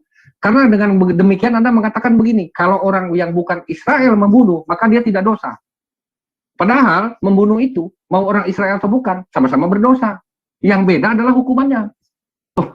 Pembunuhan ini kan sudah ada sejak anaknya Adam, Pak. Bukan Ya. sejak zaman Musa baru ada, bukan. Sejak zaman anaknya Adam, Kain itu, dia sudah membunuh saudaranya. Dan dia juga takut untuk dibunuh lagi. Tetapi saat itu, Taurat belum ada, hukumnya belum ada. Makanya pertimbangan dosanya belum ada. Definisi dosa itu karena ada itunya loh, Pak. Ada standarnya, Pak. Jadi kalau dibilang gini, kalau Anda bilang, oh Taurat itu seperti kayak daerah istimewa Yogyakarta. Sementara Al-Quran sama seperti untuk Indonesia. Lah, sementara Al-Quran ini tidak universal kalau seperti ini. Karena hanya berlaku di negara yang menganut syariah Islam.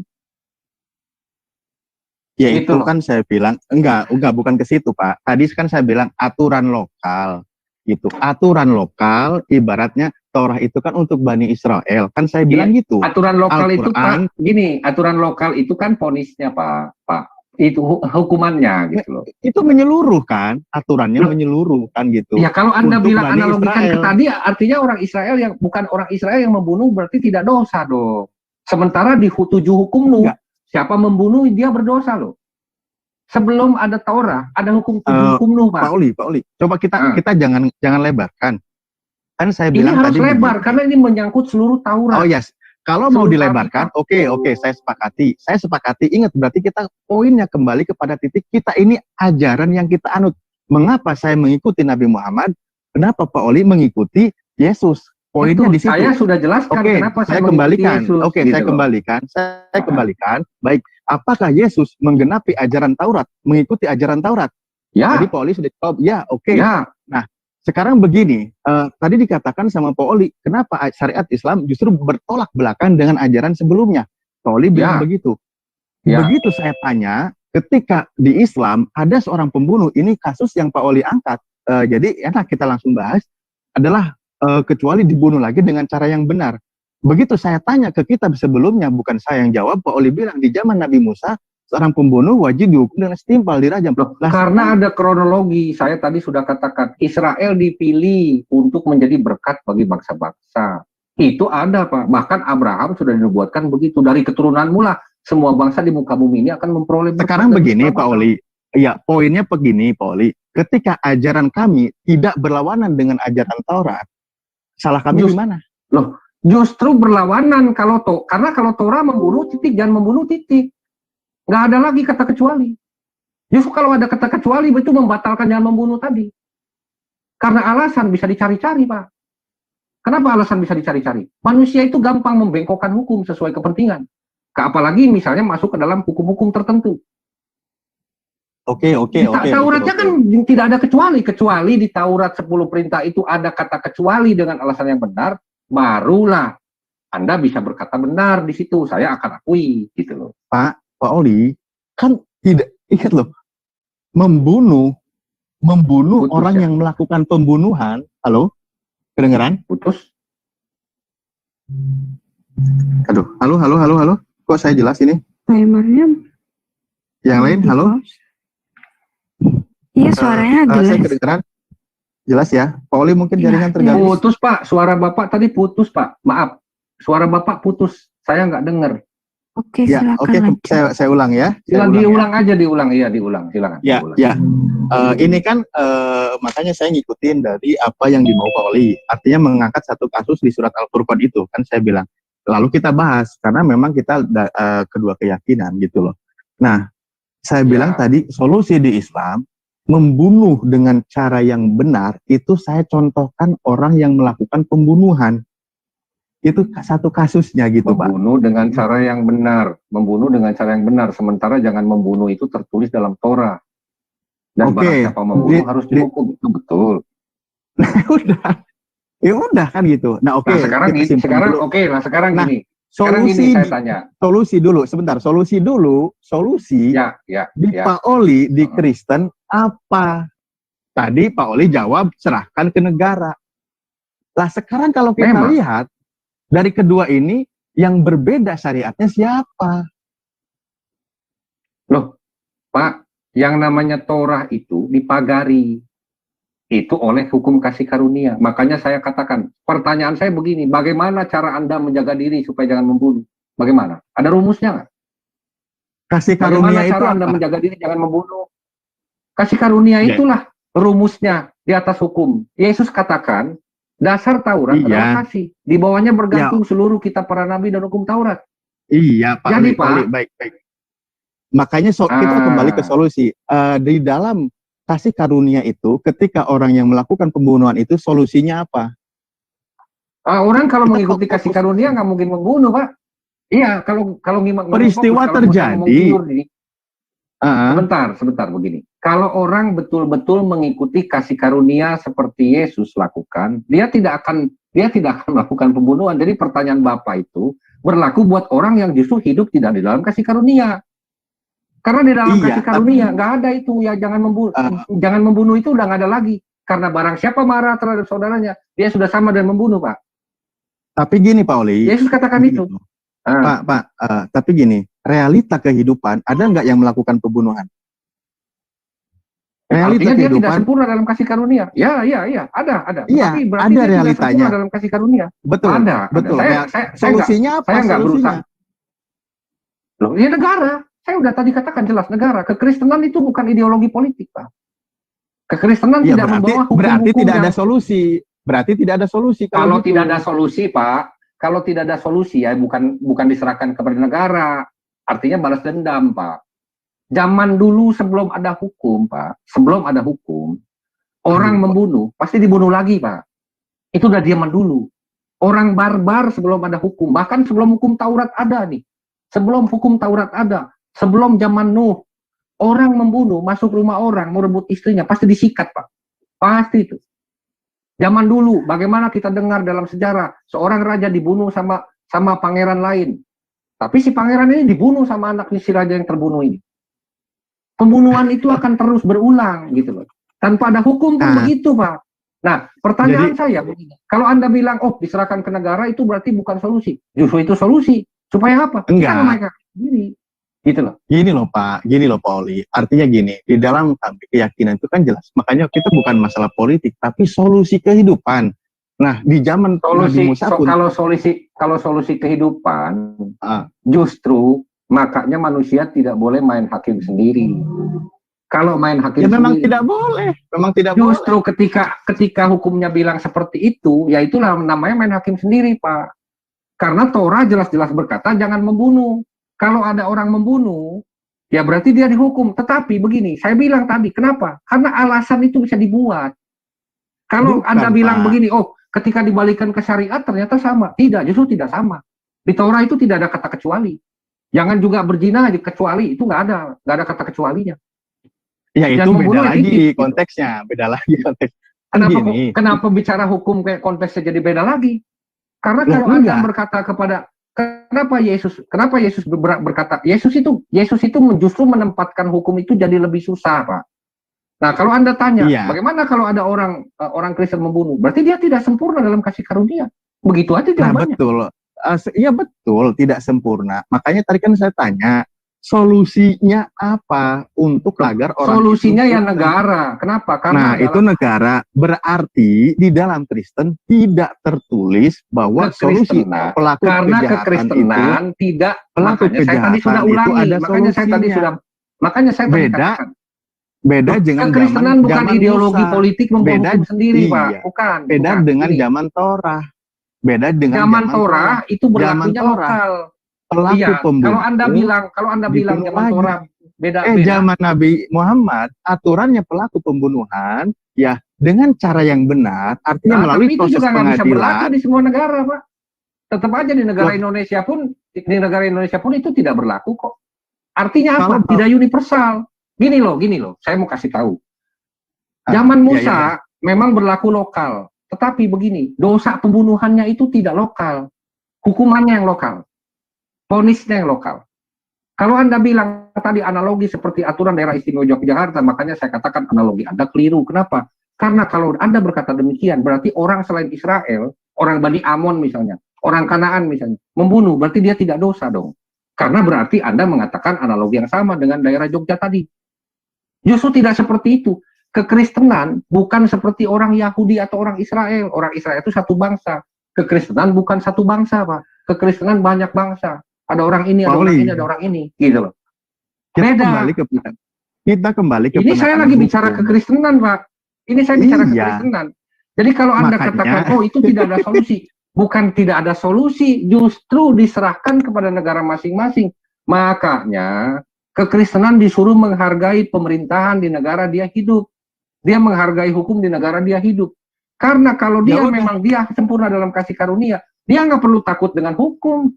Orang dia Oke, gini, Pak Oli, gitu. Saya tanya, saya kan tidak buka undang-undang di negara Indonesia. Pelaku pembunuhan hukumannya apa, Pak Oli, di negara Indonesia? Maksimal 20 tahun, kalau misalnya dia direncanakan, dia bisa hukuman mati. Nah, Klop, itulah alasan yang benar kita membunuh orang itu seperti itu. Ya, tapi sesuai selaras dengan Al-Quran. Tapi pertanyaan saya begini sekarang. Kalau misalnya hukum seperti itu Anda katakan adil, di mana adilnya? Contoh misalnya Anda membunuh anak saya tanpa hak. Kalau Anda doang yang dibunuh, itu nggak adil, Pak. Karena Taurat berkata gigi ganti gigi, mata ganti mata.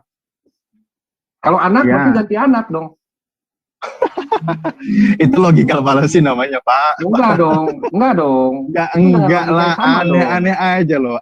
Saya ganti pertanyaannya. Oke, saya ganti pertanyaannya. Bagaimana kalau Anda membunuh ini istri dan anak saya tanpa hak? Pak Oli ini sama aja tadi. Coba dijawab dong.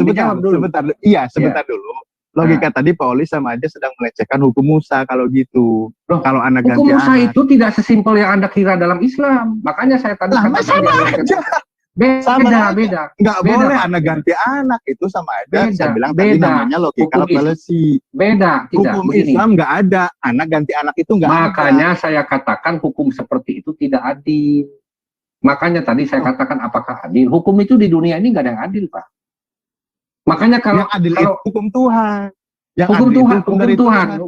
Hukum Tuhan Anda katakan adil. Hukum Tuhan yang diturunkan di situ tuh sebenarnya juga nggak memenuhi rasa keadilan. Makanya standarnya juga tidak standar ilahi itu.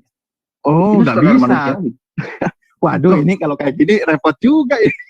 Iya. Karena kalau Anda mau mengkaji soal hukum, Sebentar, kalau Anda mau mengkaji soal hukum, tampar pipi kanan beri pipi kiri yang sering diterjemahkan sebagai hukum. Sekarang bagaimana cara adilnya mengukurnya? Ukurannya sekeras apa? Coba kalau Anda tampar pipi kanan saya harus tampar balik pipi kanan Anda. Sekeras apa saya harus tampar Anda? Coba. Kan nggak bisa. Makanya kata adil ini tidak sesimpel itu, Pak. Karena gini, gigi ganti gigi, mata ganti mata, nyawa ganti nyawa, anak ganti anak. Ini juga bisa diterjemahkan sebagai nyawa anak ganti nyawa anak. Gitu loh. Enggak, ini lucu juga sih Pak Oli. Artinya Pak Oli secara tidak langsung bahwa meragukan dari apa yang tertulis di kitab sucinya kalau gitu, karena Tidak. Saya mengatakan bahwa Taurat itu memang hukum ilahi, tetapi yang saya justru uji di sini, kenapa ajaran yang dibawa Nabi Muhammad justru bertentangan balik dengan Taurat. Makanya di Al-Furqan itu tadi ada kecuali. Ya iyalah. Sekarang kan Sekarang gini, supaya lebih terang gini, boleh nggak Pak Ustadz tunjukkan 10 perintah Allah versi Quran? Boleh? Supaya kita uji sama-sama di sini. Nanti saya tunjukkan 10 perintah Allah versi Alkitab, versi Musa. Aduh, saya nggak nyiapin data. Silakan tunjukin aja Pak, yang bertolak lawanan dengan Islam gitu aja. Bukan gini, karena saya nggak mungkin dong mendakwa dari situ. Harusnya Anda yang tunjukkan. Karena gini, karena kan untuk Anda klaim tadi Nabi Muhammad menggenapi ajaran nabi-nabi terdahulu. Sekarang klaim itu saya tuntut gitu loh. Silakan Anda buktikan. Bagaimana kalau kita mau bandingkan 10 perintah Allah yang ada dalam Quran, bagaimana narasinya? Karena dalam narasi itu saya bisa tahu yang mana yang berubah, mana yang tidak. Oke. Contoh satu Pak, apa Pak? Nggak tahu, karena Anda kan nggak buka sumber. Saya nggak berani menyimpulkan dulu kalau Anda nggak buka sumbernya. Lah, harusnya saya nanya 10 perintah di Tuhan di kitab Musa itu apa? Kan saya nanya. Kalau 10 gitu. Itu udah ada di Keluaran 20. Itu ayatnya tadi sudah saya sebutkan kok, Keluaran 20. Iya. Satu apa? Satu, jangan ada Allah lain di hadapanku. Akulah Tuhan Allahmu yang telah menuntun kamu keluar dari tanah Mesir itu. Ya kan? Banyak itu di Al-Quran ayatnya. Nah, banyak itu. Oke, pertanyaannya begini. 5 ada. Semua mengatakan Allah itu Esa. Nabi mendakwakan Allah itu Esa. Nabi Isa mendakwakan Allah itu Esa. Clear? Ya. Nggak ada. Ya, pertanyaannya begini. Tuhannya orang Islam dengan Tuhannya orang Israel itu sama apa enggak? Sama lah. Kenapa ajarannya beda? Loh, kok kenapa ajarannya beda? Yang bedanya mana? Makanya saya bilang. Dalam tadi hukum aja Anda tidak bisa membuktikan soal tadi kok. Loh, kok Pak Oli malah premis saya tidak bisa membuktikan? Malah sekarang saya bilang, makanya saya tanya, di mana samanya? Loh, Anda bilang, Anda nggak menyimak berarti penjelasan saya kan? Berarti Anda nggak menyimak penjelasan saya. Dari Taurat, sebentar, Anda nggak menyimak. Pak Oli bilang saya tidak menyimak, tapi Pak Oli sendiri lupa dengan premis yang Pak Oli bawa. Saya sudah bawa tadi Pak, Taurat itu apa, kasih karunia itu apa, sudah saya jelaskan tadi. Kasih karunia itu merupakan penggenapan Taurat. Makanya tadi saya tanya, bagaimana rumusnya Anda menjaga diri jangan berzina? Cukup diam. Ya, bagaimana rumusnya Anda menjaga diri jangan membunuh? Cukup diam juga. Nggak bisa, gitu loh. Justru Yesuslah yang menuliskan, yang mengatakan seperti itu. Jika kamu telah mendengar jangan berzina, tetapi aku berkata kepadamu, barang siapa memandang perempuan dan menginginkannya, dia sudah berzina. Jadi orang memandang cewek dengan otak kotor itu, mandang perempuan sudah sama dengan berzina. Kamu telah mendengar firman jangan membunuh, barang siapa membunuh harus dihukum. Tetapi aku berkata kepadamu, barang siapa marah terhadap saudara. Iya, udah kita bahas tadi. Makanya saya tanya, solusinya apa? Ini yang tumpul di sini. Solusinya apa? Ketika Pak Oli mengatakan, tadi kan saya sudah katakan, dalam kekristenan cuma hanya ada 2 hukum, Pak. Kasihlah Tuhan Allahmu dengan segenap hatimu dan kasihlah sesamamu manusia seperti engkau mengasihi dirimu sendiri. Kalau orang menjalankan ini benar-benar, kira-kira dia mau membunuh nggak? Dia mau berzina nggak? Pak, ada aturan itu kan karena ada pelanggar. Ada pelanggaran, ada hukuman. Pelanggar itu Taurat ini, Pak. Kalau yang enggak, sekarang begini loh. Ini pertanyaan saya sederhana begini, Pak Oli. Tadi kan mengingini saja sudah dihukumi berzina, artinya dia sudah berdosa kan? Betul. Nah, solusinya yang berzina mengingini itu apa? Saya tanya. Kalau yang mengingini itu kan, kalau mengingini serahkan itu ke negara. Gini, bukan. Mengingini itu negara juga akan menghukum, Pak. Baru mengingini kok. Tapi Anda sudah dikatakan berzina. Betul. Karena asal dari perzinahan itu mengingini dulu. Orang nggak mungkin berzina kalau nggak mengingini dulu. Bagaimana? Ya, hukumnya apa hukumnya? Hukum mengingini? Nggak ada, Pak. Lah itu sudah berzina. Berarti zina itu pelanggaran. Ya jangan mengingini dong. Tapi ada pelakunya. Kalau ngomong ada pelakunya, tapi juga ada yang tidak melakukannya, Pak. Nah, ada yang tidak melakukannya selamat. Yang melakukannya hukumannya apa? yang melakukan dia mengingini istri orang lain atau baru memikirkan dia saja, kalau dia juga nggak tobat berarti dia gagal dalam kasih karunia. Tadi ya udah saya jelaskan kok. Berarti dia gagal dalam kasih karunia gitu loh. Kalau dia nggak bertobat ya. Ya itulah makanya tadi sama aja di Al-Quran saya bilang, saya tadi jelaskan. Gitu di Al-Quran orang yang poligami kira-kira mengingini dulu nggak? Oh, poligami mah hukum yang dibolehkan, ngapain dulu Pak? Itulah indahnya di Islam Pak. Justru itulah hukum atas dasar payung hukum dibolehkan, itulah yang meniadakan hukum sebetulnya Pak. Nah, karena yang satu melarang, yang satu mengizinkan, artinya hukumnya jadi batal gitu loh. Di mana melarang ajaran-ajaran sebelumnya tentang masalah poligami Pak? Loh, Matius 5:28, 5:27, 5:28 itu jelas melarang seorang pria mengingini wanita lain selain istrinya. Bagaimana caranya orang mau begini? Bagaimana caranya orang mau kawin lagi tanpa mengingini dulu? Dalam hati aja, dalam hati. Nggak berzina ini, nggak ngomong berzina. Dalam hati. Baik Pak Ali. Kalau saya terus terangkan narasi semuanya kembali ke sumber dari masalah keyakinan. Ini tadi ada yang ngasih tahu katanya waktu habis ya, makanya saya. Oh iya, oke. Diajak relax dulu ini. Siap. Bener nggak waktu habis? Siap. Saya nggak tahu nih waktu habis. Iya, waktu habis. Ya, waktu habis. Terima kasih, narasumber. Silakan, moderator. Ya, oke, waktu sudah habis. Moderatornya nggak ngomong kalau waktu habis. Silakan. Timernya nggak dibuka tadi, nggak tahu. Iya. Oke, baiklah. Terima kasih atas diskusinya yang berjalan sangat baik. Kita telah mencapai bagian akhir diskusi ini, yaitu closing statement.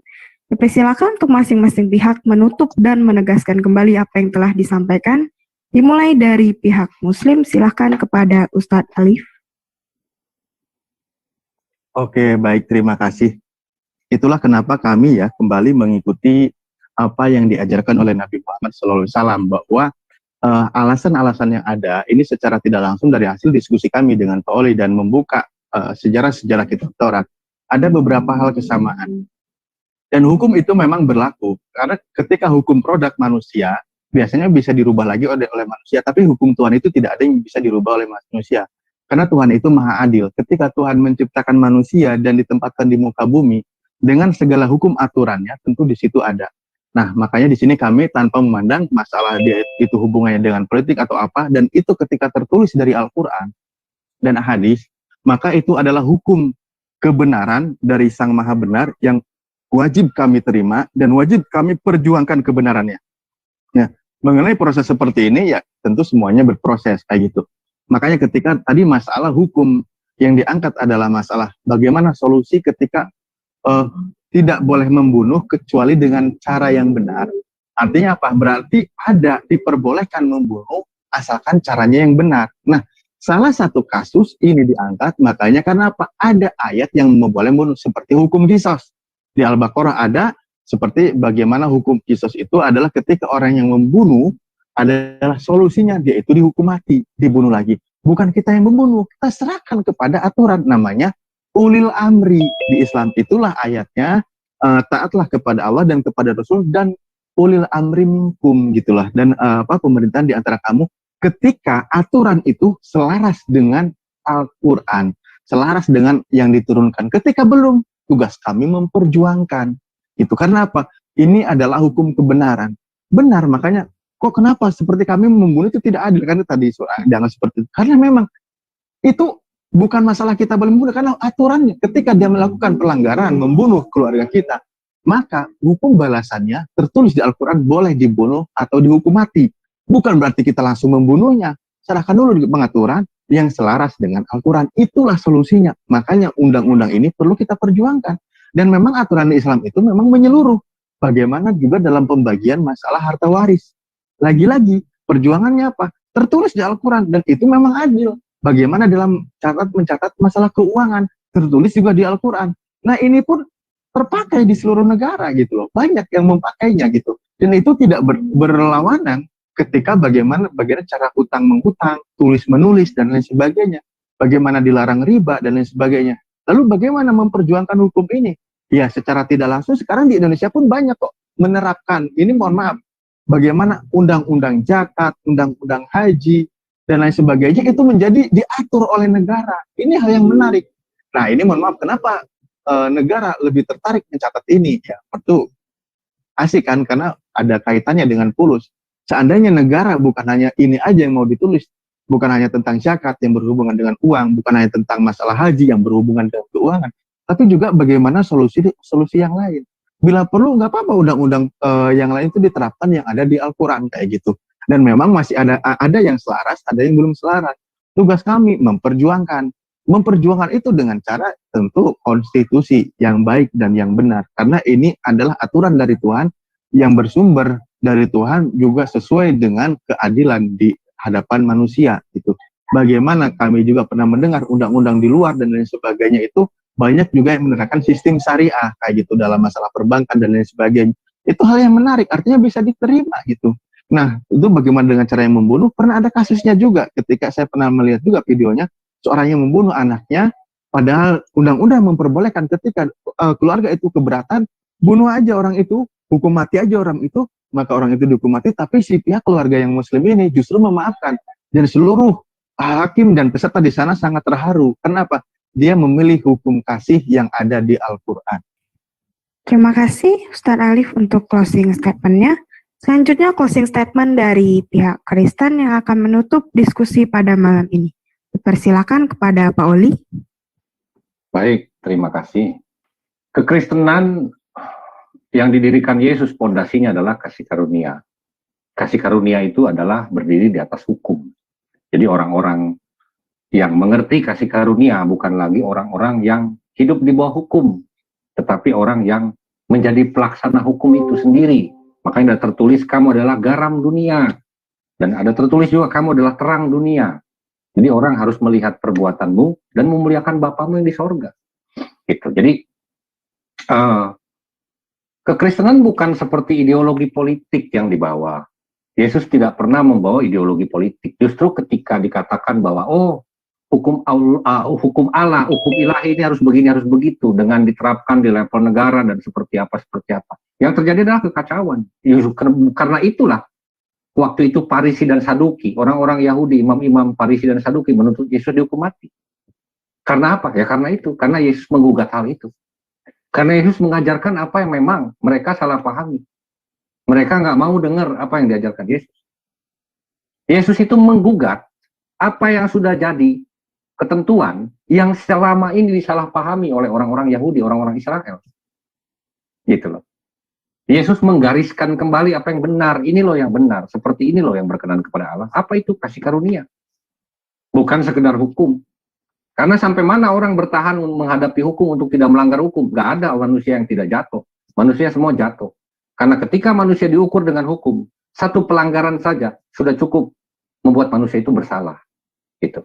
Anda mungkin tidak berzina, orang mungkin tidak berzina. Tapi orang membunuh, ya dia tetap bersalah kok. Kenapa begitu?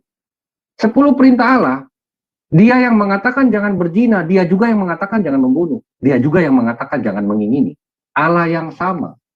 Jadi ketika seseorang tidak membunuh tapi berzina, ya dia juga bersalah terhadap Allah. Sama kok salahnya. Kursnya sama. Gitu. Makanya 10 hukum Taurat itu, 10 perintah Allah itu tidak menulis sanksi di redaksional awalnya. Sanksinya ada di hukum Musa justru. Gitu. Itulah yang tidak ada di agama lain. Yesus dengan terang benderang menjelaskan bahwa memang dia datang untuk menggenapi Taurat. Tetapi menggenapi Taurat bukan berarti membuat Taurat jadi batal. Karena memang faktanya masih ada orang-orang yang memang gemar untuk berbuat dosa. Orang-orang seperti inilah yang perlu dikenakan hukum Taurat. Bagi orang-orang inilah hukum jangan membunuh ini penting. Supaya apa? Supaya dia tahu bahwa membunuh itu dosa. Bagi penggemar zina, penggemar zina inilah yang perlu dicekokin kupingnya bahwa berzina itu dosa. Yang suka mengingini istri orang lain lah yang harus dicekoki bahwa mengingini istri sesamamu itu dosa. Tapi buat orang-orang yang mengerti kasih karunia, hukum-hukum seperti ini sudah tidak lagi berguna. Mereka mencintai Tuhan dan sesama manusia kok. Hukum apa yang berlaku buat mereka? Nggak ada. Makanya kalau tadi ditanya solusi, bagaimana orang kalau misalnya dia membunuh? Ya, kalau dia membunuh, berarti dia gagal dalam kasih karunia. Bahkan dia gagal juga dalam Taurat sebetulnya. Karena dia membunuh, berarti dia sudah berdosa. Secara negara dia harus dihukum, terlepas dari hukumannya mati atau tidak gitu ya. Tapi secara rohani dia harus bertobat. Kalau dia dari keluar dari penjara dia membunuh lagi, di penjara lagi, membunuh lagi, dia nggak bertobat, ya dia nggak selamat. Berarti dia bukan pengikut Kristus. Itu. Jadi apa yang diajarkan Yesus justru adalah hukum yang tertinggi dari seluruh kitab para nabi dan hukum Taurat. Justru aneh ketika misalnya ada hukum agama lain ya, gitu ya, yang justru mengaku meneruskan ajaran Yesus, malah menyempurnakan. Sementara yang disempurnakannya apa, nggak jelas. Itu tidak ada yang lebih baik dari kasihlah musuhmu dan berdoalah bagi orang yang menganiaya kamu. Tidak ada yang lebih baik dari itu, karena itu moral bukan hukum. Itu nggak akan bisa dibelokkan lagi ke hukum gitu. Makanya itulah kenapa alasan saya mengikut Yesus. Kenapa? Karena buat saya Yesus itu adalah sosok yang luar biasa dalam natur manusia, dan selain dia sosok ilahi, sosok Sang Firman, dia dalam sosok manusia, dia tidak berdosa di bawah hukum Taurat. Tidak ada manusia seperti itu. Justru ketika ada seseorang yang diklaim misalnya tidak berdosa, ya diukur dengan Taurat bagaimana? Kalau diukur dengan Taurat, Taurat itulah ukurannya gitu loh. Seseorang bisa dikatakan berdosa karena melanggar Taurat, seseorang dikatakan tidak berdosa karena dia tidak melanggar Taurat. Sebenarnya itu gitu loh. Jadi ya pada akhirnya kita serahkan kepada penonton ya gitu. Terima kasih, selamat malam, mohon maaf apabila ada kata-kata yang menyinggung atau tidak berkenan. Terima kasih.